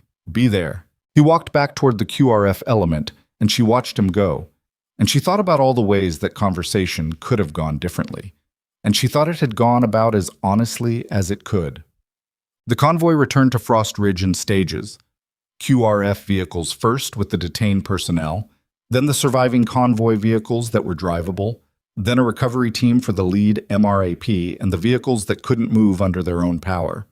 Claire rode back in a QRF Humvee in the back seat with a corpsman from the QRF element named Santos, who kept sneaking looks at her suture job and finally asked to see it, examined it with professional neutrality, and said it was acceptable work. You do that yourself? He said. In the field. He handed her hand back. The tension's a little uneven on the third and fourth sutures. I was using my non-dominant hand. Still. But he didn't sound critical. He sounded like someone acknowledging a constraint. She looked out the window. The pass behind them. The road unreeling south, the mountains pulling back slightly as the plateau came into view, the flat expanse of Frost Ridge's installation becoming visible in the middle distance. Familiar and strange at the same time, the way places looked when you came back to them from something that had changed the scale of your reference. She'd been at Frost Ridge for 14 months. In that time, she'd built the kind of operational knowledge that accrued from daily proximity. She knew the medical bay's inventory and the maintenance schedule of its equipment and the names of everyone who worked there. She knew which of the base's officers would listen to medical advice without their professional ego getting in the way, and which ones treated medical personnel as logistical support. She knew the mess hall's schedule and the location of every vehicle in the motor pool and the way the perimeter lights threw shadows that sometimes confused the sensors on the east fence. She knew all of that, and she had never felt entirely like she fit. She thought about Hendricks in the helicopter, the pupil discrepancy worsening through the morning. She thought about Marsh's pallor and his pulse rate, and the specific equation of blood volume and time that she'd been running while she worked, hoping the math came out where she needed it to come out. She would not know how either of them were until she was back inside and could get to a phone or a terminal. She thought about her father, which she did less often than people probably assumed. James Morgan had been many things, and most of them were complicated, and the relationship she had with his memory was not simple. He had been a difficult man in the ways that people who operated in difficult environments for a long time became difficult. Not cruel, not broken in the ways that some came back, but compressed. Reduced to essential components, not much capacity for the ambient warmth that families needed and that she'd learned to find in other places. What he'd given her was different from warmth. It was competence, the deep, bone-level kind that lived below language, that showed up not when you thought about it, but when you needed it. She had needed it today. She thought he would have been satisfied with that. She wasn't entirely sure she could say more than that about how he would have felt, and she'd made a kind of peace with that uncertainty over the years. The Humvee pulled through the base gate at 1347. Chat. The 1500 debrief was not in the conference room she'd expected. It was in a space she'd never been in, a room on the east side of the headquarters building. No windows, actual soundproofing on the walls, the kind of room that existed at installations for reasons that weren't posted on the directory. Hatch was there. Carver. A woman Claire hadn't met who introduced herself as Major Tolliver from the Inspector General's office out of Fort Harrison. A recording setup, not conspicuous, just a small device on the table that Carver placed without comment. And Lieutenant Reyes, which surprised her until she thought about it and realized it shouldn't have. They started with the straightforward version. Her movements from the moment she left the canyon floor, each position, each shot, the detained shooter, the climber, the radio net she'd organized. She walked through it chronologically and precisely, the way her father had taught her to account for actions. Not defensively, not with editorial commentary, just what happened in the order it happened. Carver took notes. Tolliver listened with the specific quality of attention that lawyers and investigators used, which Claire recognized and respected. When she finished the tactical account, Tolliver spoke for the first time. Captain Morgan, you were told to remain with the casualties by Captain Hatch, And prior to deployment, you were told that route analysis was not within your purview. You disregarded both. Yes, ma'am. Walk me through your decision-making at each point. She did. She did not package it. She gave the actual logic, the calculation she'd run, what she knew, what she didn't know, where she could have been wrong. At the point where she'd chosen to climb the South Ridge, she said, I understood I was disobeying a direct order. I made the assessment that the alternative outcome was unacceptable given what I observed from the canyon floor. And you were confident in that assessment. I was confident enough to act on it. That's not the same thing. Tolliver wrote something. What's the difference? Confidence in an assessment means you think you're probably right. Acting on it means you've also decided that being wrong is a risk you can live with given the cost of not acting. She paused. I could have been wrong. If I'd been wrong, the outcome of my decision would have been significantly worse than if I'd stayed with the casualties. But you weren't wrong. No, ma'am. So the outcome vindicates the decision. The outcome tells me the assessment was correct. It doesn't retroactively make the decision the right one. Those are different things, too. The room was quiet for a moment. Reyes, who had been silent through the entire tactical account, shifted in his chair. Can I ask something? Tolliver looked at him. Go ahead, Lieutenant. You flagged the route this morning. In the brief. He said it to Claire directly, not around her. The bird movement, the interval regularity of our transits. I told you we're thinking like a civilian. She waited. Were you running that same calculation about the cost of being wrong? I was running a different version of it, she said. In the brief, the cost of acting on my concern was a delayed transit and some professional discomfort. The cost of not acting, if I was right, was what happened. I thought the math was clear. She held his gaze. But you had different information, different responsibilities, different risk tolerances. I'm not saying you were wrong to overrule me. I was, though, he said. It came out flat and direct, and she could see it cost him something to say it in this room, in front of these people. I was wrong. Nobody said anything for a moment. Hatch was looking at the table. Carver moved them forward. Captain Morgan, the detained shooter. You described his kit, his reaction to your questions about additional elements. Tell me about the moment you decided he had information. She walked through it. The zip ties, the position, the specific stillness of a man deciding what mattered. When she finished, Carver set his pen down. The reason that's relevant, he said, is that we've been running a signals intelligence operation in this region for about 8 weeks, looking for a procurement leak that we believed was originating from within one of 3 installations in northern Montana. He paused. Frost Ridge was on that list. The room absorbed that.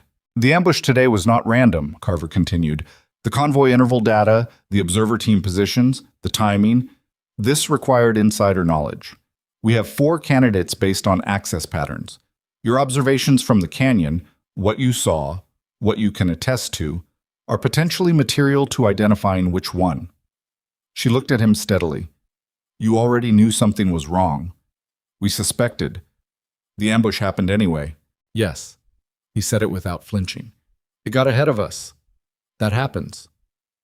She thought about that, about the observer team that had gone quiet 40 minutes before the ambush initiated, the careful placement of the blocking shot, the second phase vehicles waiting in the south.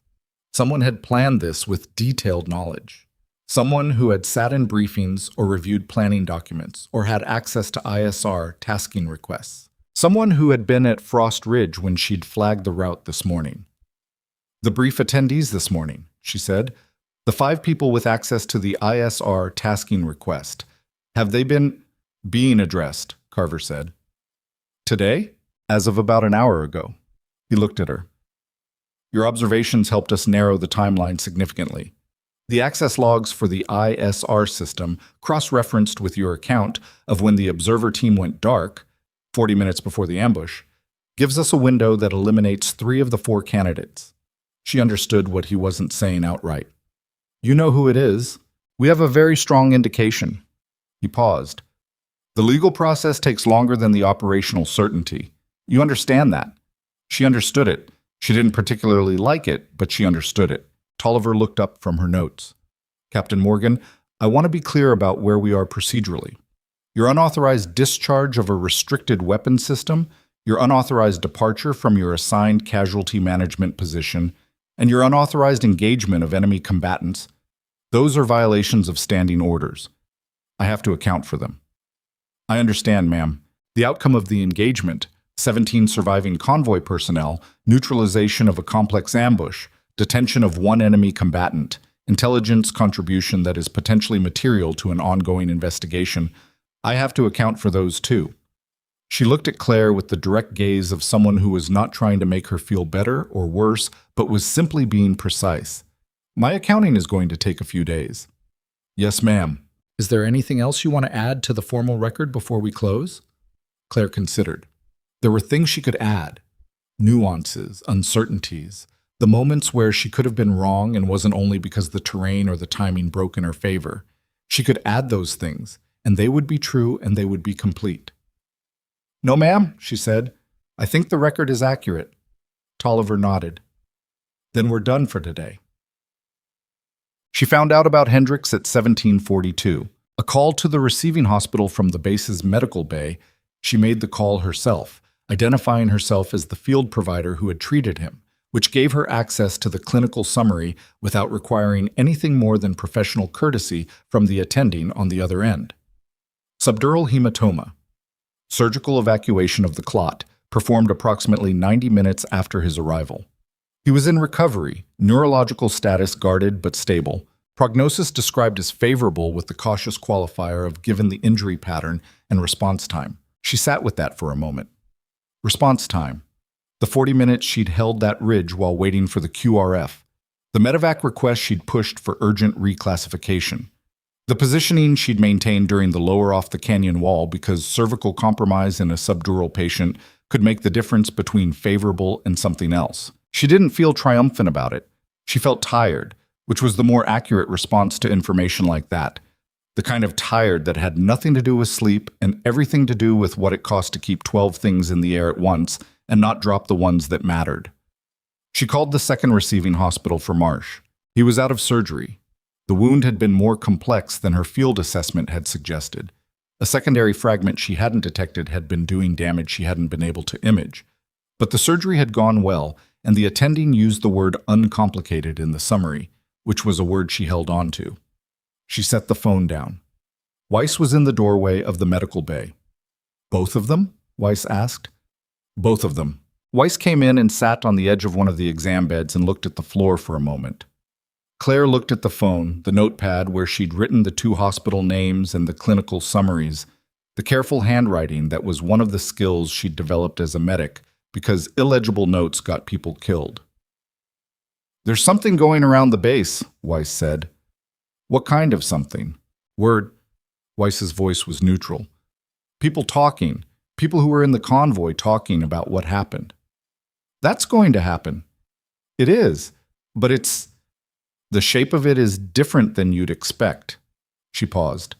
Usually after something like this, the people who did the hard things get credit, and then people find a reason to qualify it, because that's what people do. They find the but. Claire looked at her. I'm not hearing a lot of buts right now, Weiss said. What I'm hearing is closer to... She thought about it. People who were in that canyon feel like they owe you something, and they're not sure what to do with that. They don't owe me anything. I know that, you know that, but they don't know it yet. Weiss shrugged. Feelings don't really care about the accounting. Claire looked at the exam table across from her.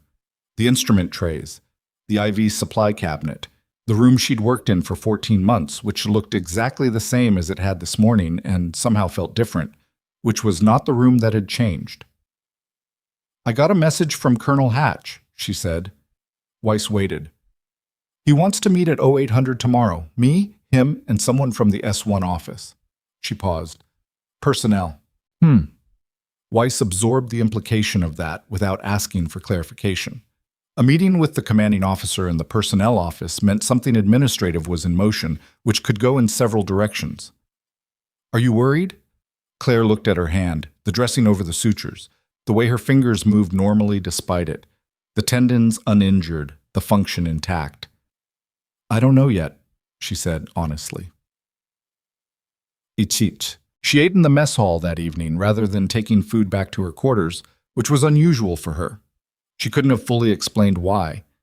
Something about not wanting the quiet of her room, about needing the ambient presence of other people even if she wasn't going to interact with them in any meaningful way. She chose a table at the far end of the room. 3 soldiers she recognized from the convoy came in about 20 minutes after she sat down. They got their food and came through the seating area and saw her, and there was a moment, a brief particular moment, where the social calculus of it was visible on their faces, where they sat, whether they acknowledged her, what that meant. They came to her table, not all 3. 2 of them peeled off to another table, which was fine, which was normal, but Corporal Tanner, her driver, the one who'd been talking about poker when the canyon exploded, came to her table with his tray and set it down across from her, and looked at her with the expression of someone who had prepared something to say and was now deciding whether to say it. "Sir," he said. Tanner. He sat, organized his food with unnecessary precision. "I told about 12 people today that you told me not to get out on the left side of the vehicle." She looked at him. "The left side was the kill zone," he said. "The blast, the fire positions, all of it was oriented to push us left if we bailed." He poked at something on his tray. "I got out on the right because you told me to. I have been thinking about that for about 8 hours."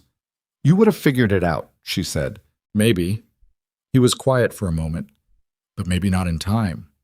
She didn't have a response to that was both honest and comfortable, and so she said nothing, which he seemed to accept. They ate in silence for a while. Around them, the mess hall filled up in its normal patterns, the noise of a bass in its evening rhythm, people who had not been in that canyon today moving through their ordinary evening, and the contrast was strange in the way all contrasts were strange after something like this. "Can I ask you something?" Tanner said. "Go ahead." "Were you scared up there?" She considered it. "Yes." He nodded as if this confirmed something. "You didn't act like it." "Acting like it doesn't help," she said. "Your body's doing its job. You let it do its job and you focus on the task." She paused. "Your hands shake after." He looked at his hands, then at her. "Yeah." "Yeah." She went back to her food. "It's normal." He was quiet for another minute, then, "Diaz really does cheat at poker." "So Marsh tells me." Tanner blinked. "You talked to Marsh?" "Called the hospital." She looked at him. "He's out of surgery." Attending used the word uncomplicated. The expression on Tanner's face was one she recognized. Not relief exactly, something more complicated. The specific emotional response to news that means someone you were with in a terrible place is going to be okay. It moved across his face and he looked at his tray and blinked twice. "Good," he said. His voice came out slightly different than it had been. Yeah, good." She gave him a moment with it. "The poker thing," she said. "What did Diaz actually do?" He looked up. Something in his face resettled, the emotion finding its appropriate compartment. And then he started explaining, and it was a long and complicated story involving a marked card and a bluff and a side bet that escalated beyond anyone's original intentions, and she listened with most of her attention while the rest of it stayed on the day behind her, on the 2 hospital summaries, on the 800 meetings she would walk into tomorrow without knowing what it would produce. She listened. She ate. The mess hall moved around her in its ordinary patterns. Her hands were steady. She didn't sleep much. That wasn't unusual after a hard day.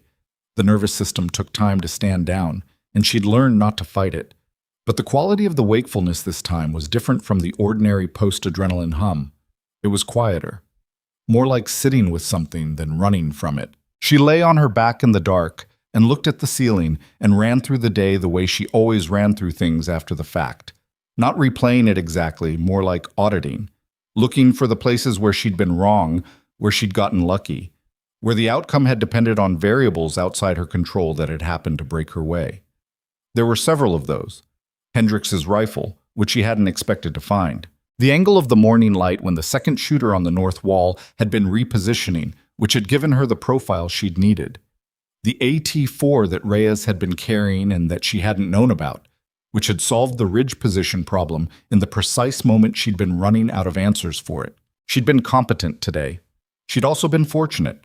She knew the difference, and she held both of those things at the same time without letting either one crowd the other out.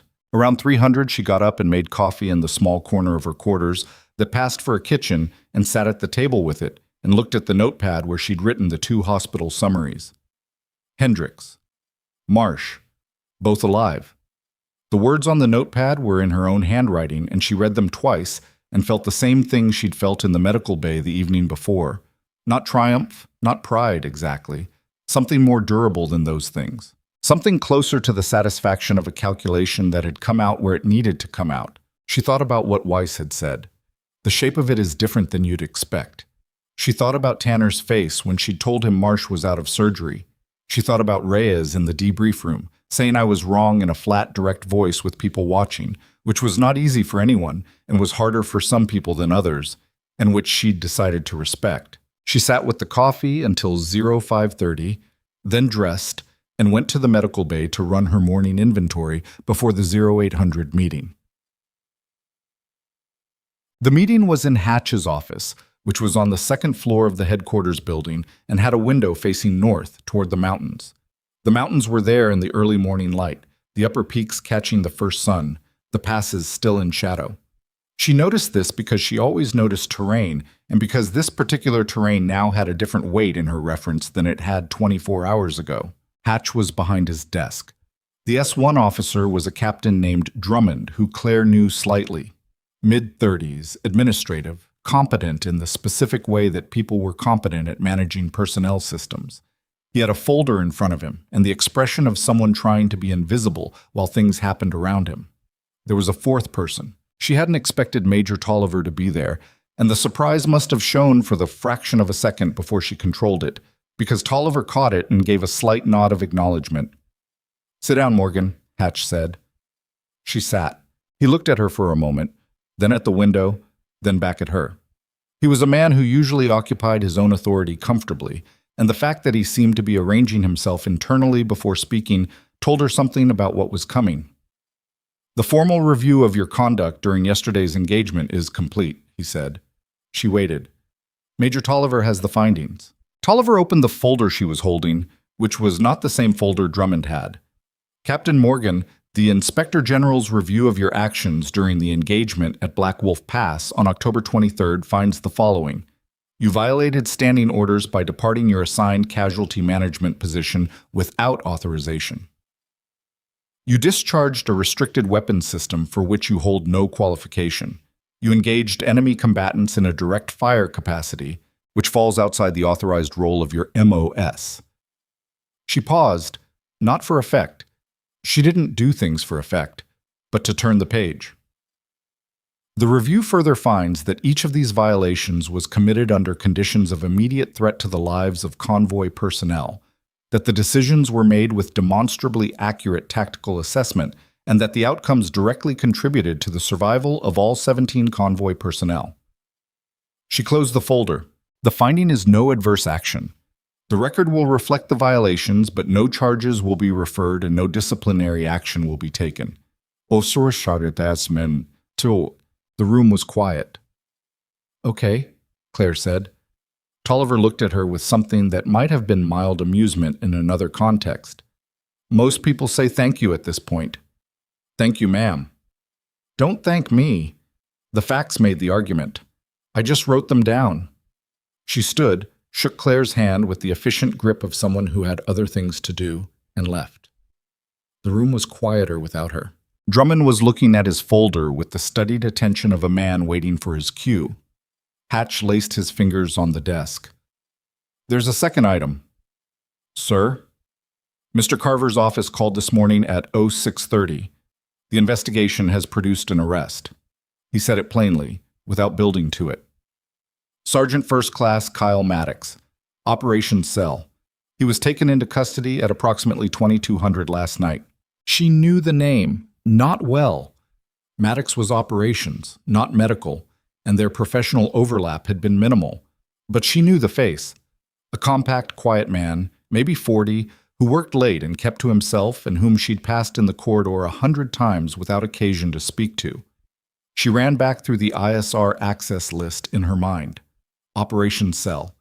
4 or 5 people with access depending on shift coverage. 4 candidates. He had access to the ISR tasking, she said. He had access to everything. ISR, convoy schedules, the observer team positioning plan. Hatch's voice was level, but there was something underneath it that she recognized as the specific anger of a commander who's learned that a threat lived inside the wire. Carver's team has been building the case for 8 weeks. Your timeline from the canyon, the 40-minute gap between the observer team going dark and the ambush initiating, gave them a cross-reference that closed the access window down to one person. Hombres.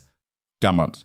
She thought about Hendricks on the ridge, the head wound, the pupil discrepancy worsening through the morning while she'd been managing 6 other things simultaneously.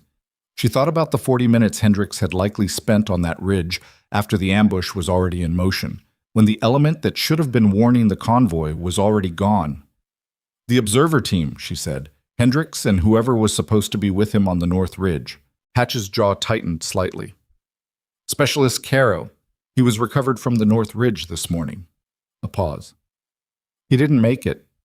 The room held that. She hadn't known Caro. She knew the type.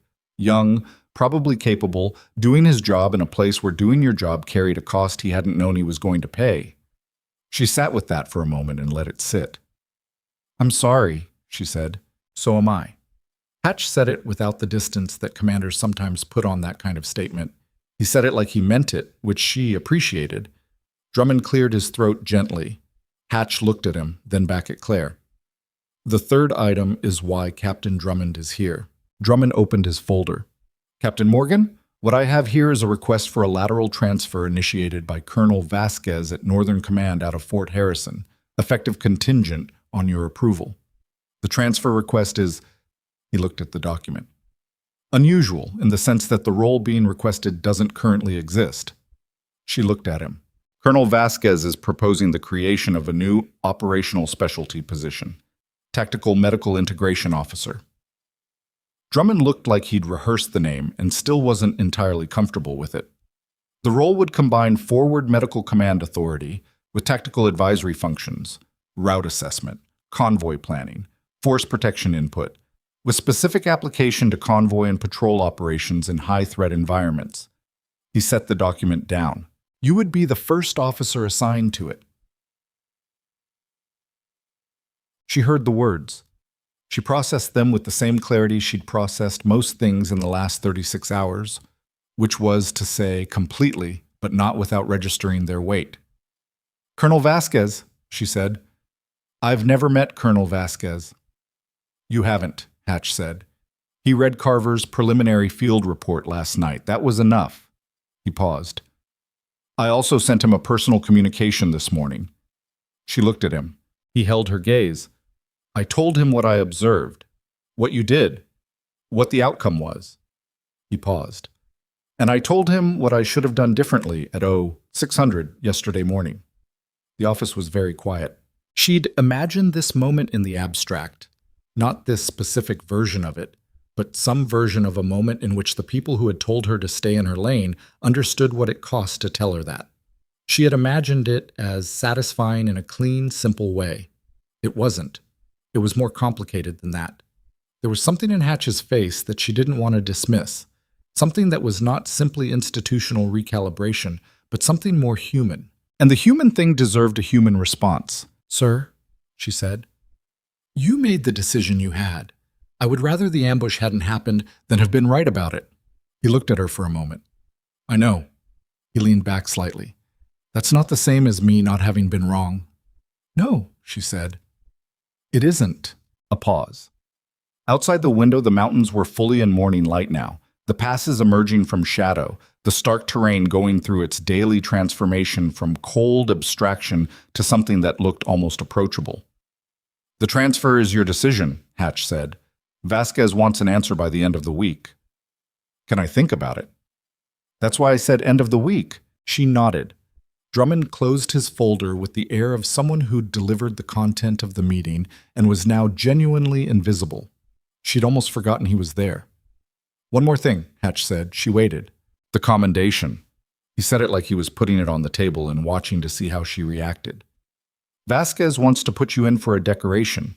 The conduct in the canyon, combined with the intelligence contribution to the Maddox case, his read is that it meets the standard for a service commendation at minimum, possibly higher. She looked at him. I don't need a decoration. Nobody asked what you need. But he said it without edge. I'm telling you what's in motion. You should know. All right, she said. All right, he echoed. She stood. He stood, which she hadn't expected, and extended his hand, and she shook it. His grip was steady and direct, and he held it for a fraction of a second longer than a purely formal handshake, which was the closest he was going to get to saying something he apparently didn't have the words for. She was fine with that. Yaha, sopishipis. She drove to the hospital at Fort Harrison that afternoon, not because she'd been asked to, because it was something she needed to do, and she had a vehicle, and the afternoon, and no medical bay emergencies that couldn't wait. The drive was 2 hours and 20 minutes through mountain terrain that she paid attention to out of habit, noting the passes, the road grades, the places where the terrain closed in. It was a different quality of attention than it had been 2 days ago, or maybe the same quality in a different body, and she wasn't sure yet which one was true. Hendricks was in a neurological recovery unit on the 3rd floor. She found the room, checked in at the nursing station with her credentials, and knocked on the open door. He was awake. More than awake. He was sitting up, which struck her as aggressive for a man who'd had a subdural hematoma evacuated roughly 20 hours ago, but she recognized that impulse and didn't comment on it. His head was wrapped, one eye slightly swollen from surgical positioning, and he looked like he'd been in a serious accident, which he had. He looked at her for a moment. Captain Morgan. Hendricks. You drove out here. I had time. He looked at the window for a moment, then back at her. The nurse told me Caro didn't make it. I know, she said. I'm sorry. He was quiet. She didn't fill the quiet. Some silences needed to be what they were. We were supposed to rotate at 0900, he said. He took the north position because the south had better cover from the initial approach. We flipped for it. He paused. I lost the flip and took the south. She sat in the chair beside the bed. You're not responsible for a coin flip. I know that. He said it with the tone of someone who knew something intellectually and was still doing the work of knowing it the other way. I've been going over it, the 40 minutes before the ambush hit. I should have... He stopped. I heard something. Movement on the north ridge. I thought it was Caro adjusting position. I radioed him and got static, which I put down to the terrain bounce, which happens up there. He looked at his hands. I should have stayed on it longer. You were monitoring a canyon approach with a head wound incoming and comms interference in a terrain environment that produces those conditions regularly, she said. The variables you had were reasonable, given what you knew. And Caro's dead. She didn't argue with that. It was both true and not a refutation of what she'd said, and he knew it, and this was the kind of math that people who'd been in those positions carried. Yeah, she said. Yeah. He exhaled slowly. The nurse also said I have you to thank for the response time. You have the medevac crew to thank, and the surgical team. I have you to thank for the reclassification to urgent and the management on the ridge. He said it directly, looking at her, not making it a big thing, but not looking away from it either. So, thank you.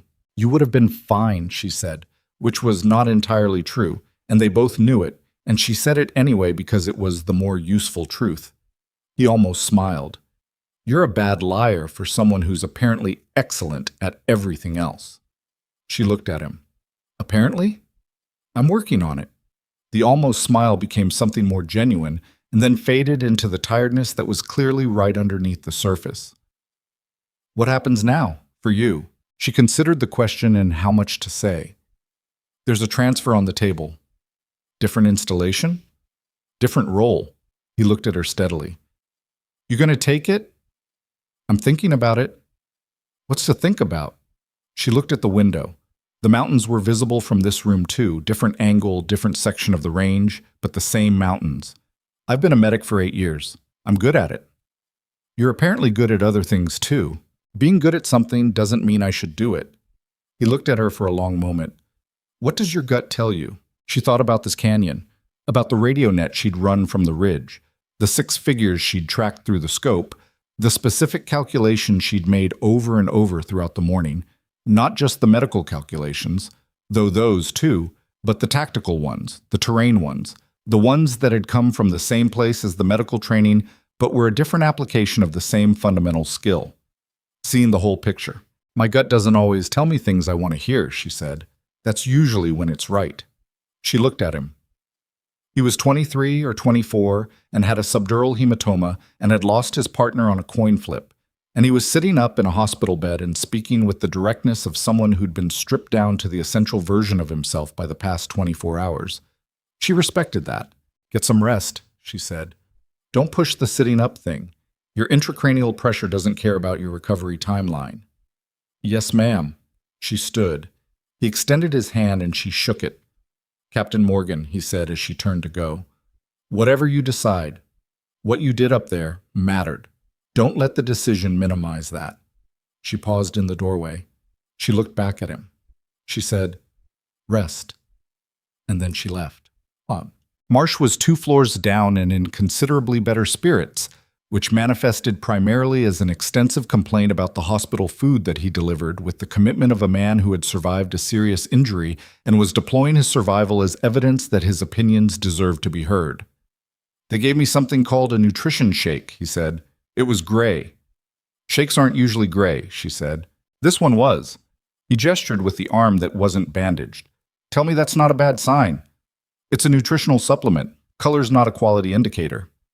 I'm going to need you to be more convincing than that. She sat in the chair and looked at his color. Better than it had been in the canyon, significantly better. The gray pallor of hemorrhagic shock replaced by something closer to his actual complexion. And at the monitoring equipment and at the chart she'd taken a professional look at on the way in, and she allowed herself a moment of factual satisfaction. You're going to be okay, she said. I know that. He said it without the bravado that sometimes covered insecurity. He said it like he actually knew it. The surgeon told me this morning that the field management was... He paused, searching for the words. He said the reason he didn't have more to deal with in the OR was the wound packing and the fluid management in the canyon. He looked at her. That was you. It was you keeping pressure on it before I got there, she said. That was you. I watched a YouTube video about tourniquet placement 6 months ago, he said. So, you're welcome for my contribution. She surprised herself by laughing. It was a short, tired laugh, but it was real, and it felt strange and correct simultaneously. Tanner says to tell you he's going to find out what Diaz does with the marked cards, she said. Marsh's face went through 3 distinct expressions in rapid succession. How does Tanner know about the cards? I think you told him when you were hypothermic and talking too much. I was in shock. Technically, you were in hypovolemic shock, which is different, but either way, I'll tell him you said so. He shook his head with the air of someone filing a grievance against the universe. Then the levity passed and he looked at her with something more direct underneath it. They're saying things on the ward, he said, about what happened in the canyon, what you did. People are going to say things. Good things, he said. I want to be clear. The things are good. He paused. Some of the guys who were in the canyon, Sato had surgery on his arm this morning. Did you know? He's 1 floor up. They're talking about you like you're... He stopped. I don't have the right word. You don't need a word. No, but I want one. He thought about it. Like you're someone they would follow, he said finally, not because you outranked them, because of what they saw. The room held that. She looked at the window. Different hospital, same mountains, same morning light doing what it did to the upper peaks, and she thought about what Hendricks had asked her. What's to think about? And she thought about the transfer request sitting on a desk in Fort Harrison waiting for her answer by the end of the week. Rest, she told Marsh. Don't let them give you more gray shakes. I'm going to lodge a formal complaint. You do that. She left. She called Colonel Vasquez from the hospital parking lot, not because it was the most logical place to make the call. She could have waited, driven back to Frost Ridge, thought about it more, slept on it another night. She could have done all of those things, but Hendricks had asked her what her gut told her, and her gut had told her the things she'd known since she'd looked at the transfer request across Hatch's desk, and she'd spent enough of her life managing the distance between what she knew and what she said. The call connected on the 3rd ring. Vasquez. Colonel Vasquez, this is Captain Claire Morgan. Captain Hatch told me to expect your call at the end of the week, but I wanted... Morgan! His voice was direct, the voice of someone who operated without a lot of ambient noise. I was expecting you'd wait till Friday. I thought about it. A brief pause. And? I'll take the position, she said, if the terms are what Captain Drummond described. They are. Another pause, and when he spoke again, there was something in his voice that she catalogued as the sound of a man who'd read a field report at 0630 and made a call and was now calibrating the real version of what he'd read against the person on the phone. I want to be direct with you about what this role is going to involve. Please. It's new. Nobody's done it. The doctrine is underdeveloped. The authority parameters are going to require negotiation every time you encounter a commander who doesn't understand what you're there for, and some of those commanders are going to be hostile to the concept on principle. He paused. You're going to spend a lot of time proving the same thing twice. I've had practice at that, she said, a sound that might have been a laugh. I know. That's why you're the right person. He paused. When can you be at Fort Harrison? 2 weeks. Transition of the medical bay, documentation of the caseload, proper handoff. 2 weeks is fine, he paused. Morgan, the canyon. What you did up there. Yes, sir. That's the kind of thinking I need in this role. Not just the shooting, the thinking, the pattern recognition, the terrain reading, the way you held the radio net together. That was tactical command. You were doing it as a medic. I want you doing it with the authority to match. She looked at the mountains above the parking lot. The same mountains she'd been looking at for 14 months. The same range that held Black Wolf Pass somewhere in its northern reaches. The same terrain that had asked her yesterday whether she was what she'd always believed she was. Yes, sir, she said. Then I'll have orders cut. Welcome aboard. A beat. Get some rest, Captain. You sound like you need it. I will, she said. She sat in the vehicle for a few minutes after the call ended. The mountains held their position. The sky above the peaks was the blue that only high-altitude dry air produced, deep and clear, the kind of sky that looked simple and wasn't. She started the vehicle and drove back toward Frost Ridge. The commendation ceremony was 3 weeks later, in the base assembly area, which was cold in the way that November in northern Montana was cold, deeply, indifferently, the kind of cold that didn't respond to complaints. She hadn't wanted the ceremony. She'd said so to Hatch, who had told her that what she wanted was not the determining variable and that she should wear her Class A's and be at the assembly area at 0930. She wore her Class A's and was at the assembly area at 0930. Vasquez flew in from Fort Harrison to present. Carver was there in his civilian clothes that weren't civilian. Tolliver, who'd come back for what she described as professional closure. The convoy personnel, almost all of them. Sato with his arm in a sling. Tanner looking slightly uncomfortable in his dress uniform. Weiss standing with the still composed attention that Weiss brought to every formal occasion. Hatch read the commendation language, which was formal and specific and accurate, and which she listened to with the particular quality of attention she gave to clinical documentation, taking it in fully without letting it produce reactions she'd need to manage later. When Vasquez pinned the decoration to her uniform, he shook her hand and said quietly, "The order cutting you to Fort Harrison is effective December 1st. "Yes, sir," she said. "You ready?" She looked at the assembly area. The soldiers arranged in their ranks, the mountains behind the base perimeter, the specific light of a Montana November morning. She looked at all of it and thought about what it meant to have spent 14 months in a place and arrive at a point where leaving it felt like the right thing and also like loss, which was how most right things felt when they cost you something. "Yes, sir," she said again. But the last week at Frost Ridge passed the way last week's passed, too quickly and too slowly at the same time. She handed off the medical bay to her replacement, a young captain named Espinoza, who was competent and earnest and who asked good questions. She documented her caseload with the same care she'd always given it. She said goodbyes that were real without being theatrical, because that was how she operated. Reyes stopped her in the corridor 2 days before she left. He looked like he'd been deciding whether to do this, and had decided. Morgan. Reyes. He stood there for a moment. "I want to say something, and I want to say it directly." "Go ahead." "I told you that you were thinking like a civilian," he said, in the pre-mission brief, when you flagged the route. I remember. That was wrong. Not just tactically. It was... He paused. It was dismissive in a way that had nothing to do with your analysis and everything to do with who I thought was making it. He held her gaze. I'm sorry. She looked at him. He was maybe 32, a good officer by most measures, someone who'd operated from inside a hierarchy so long that the hierarchy had become invisible to him, the way walls were invisible to people who'd never bumped into one. Accepted, she said. I'm going to do better. I believe that, she said. And she did. He nodded once, the kind of nod that was a period at the end of a sentence, and walked away. And she watched him go and thought that it was not a perfect resolution, and it was not nothing, and it was what it was. Weiss found her the evening before she left, in the medical bay, running the final closure inventory. They worked the inventory together without being asked or discussed, the way they'd always operated, side by side, efficient, no performance.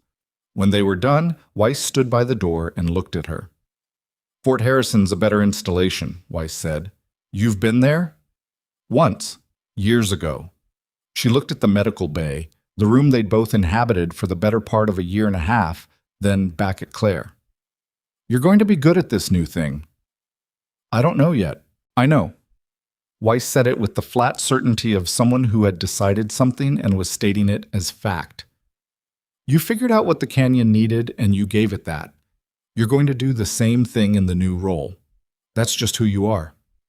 Claire looked at the room, the instrument trays, the IV cabinet, the exam tables, the room that had been her primary context for 14 months and that she was leaving tomorrow.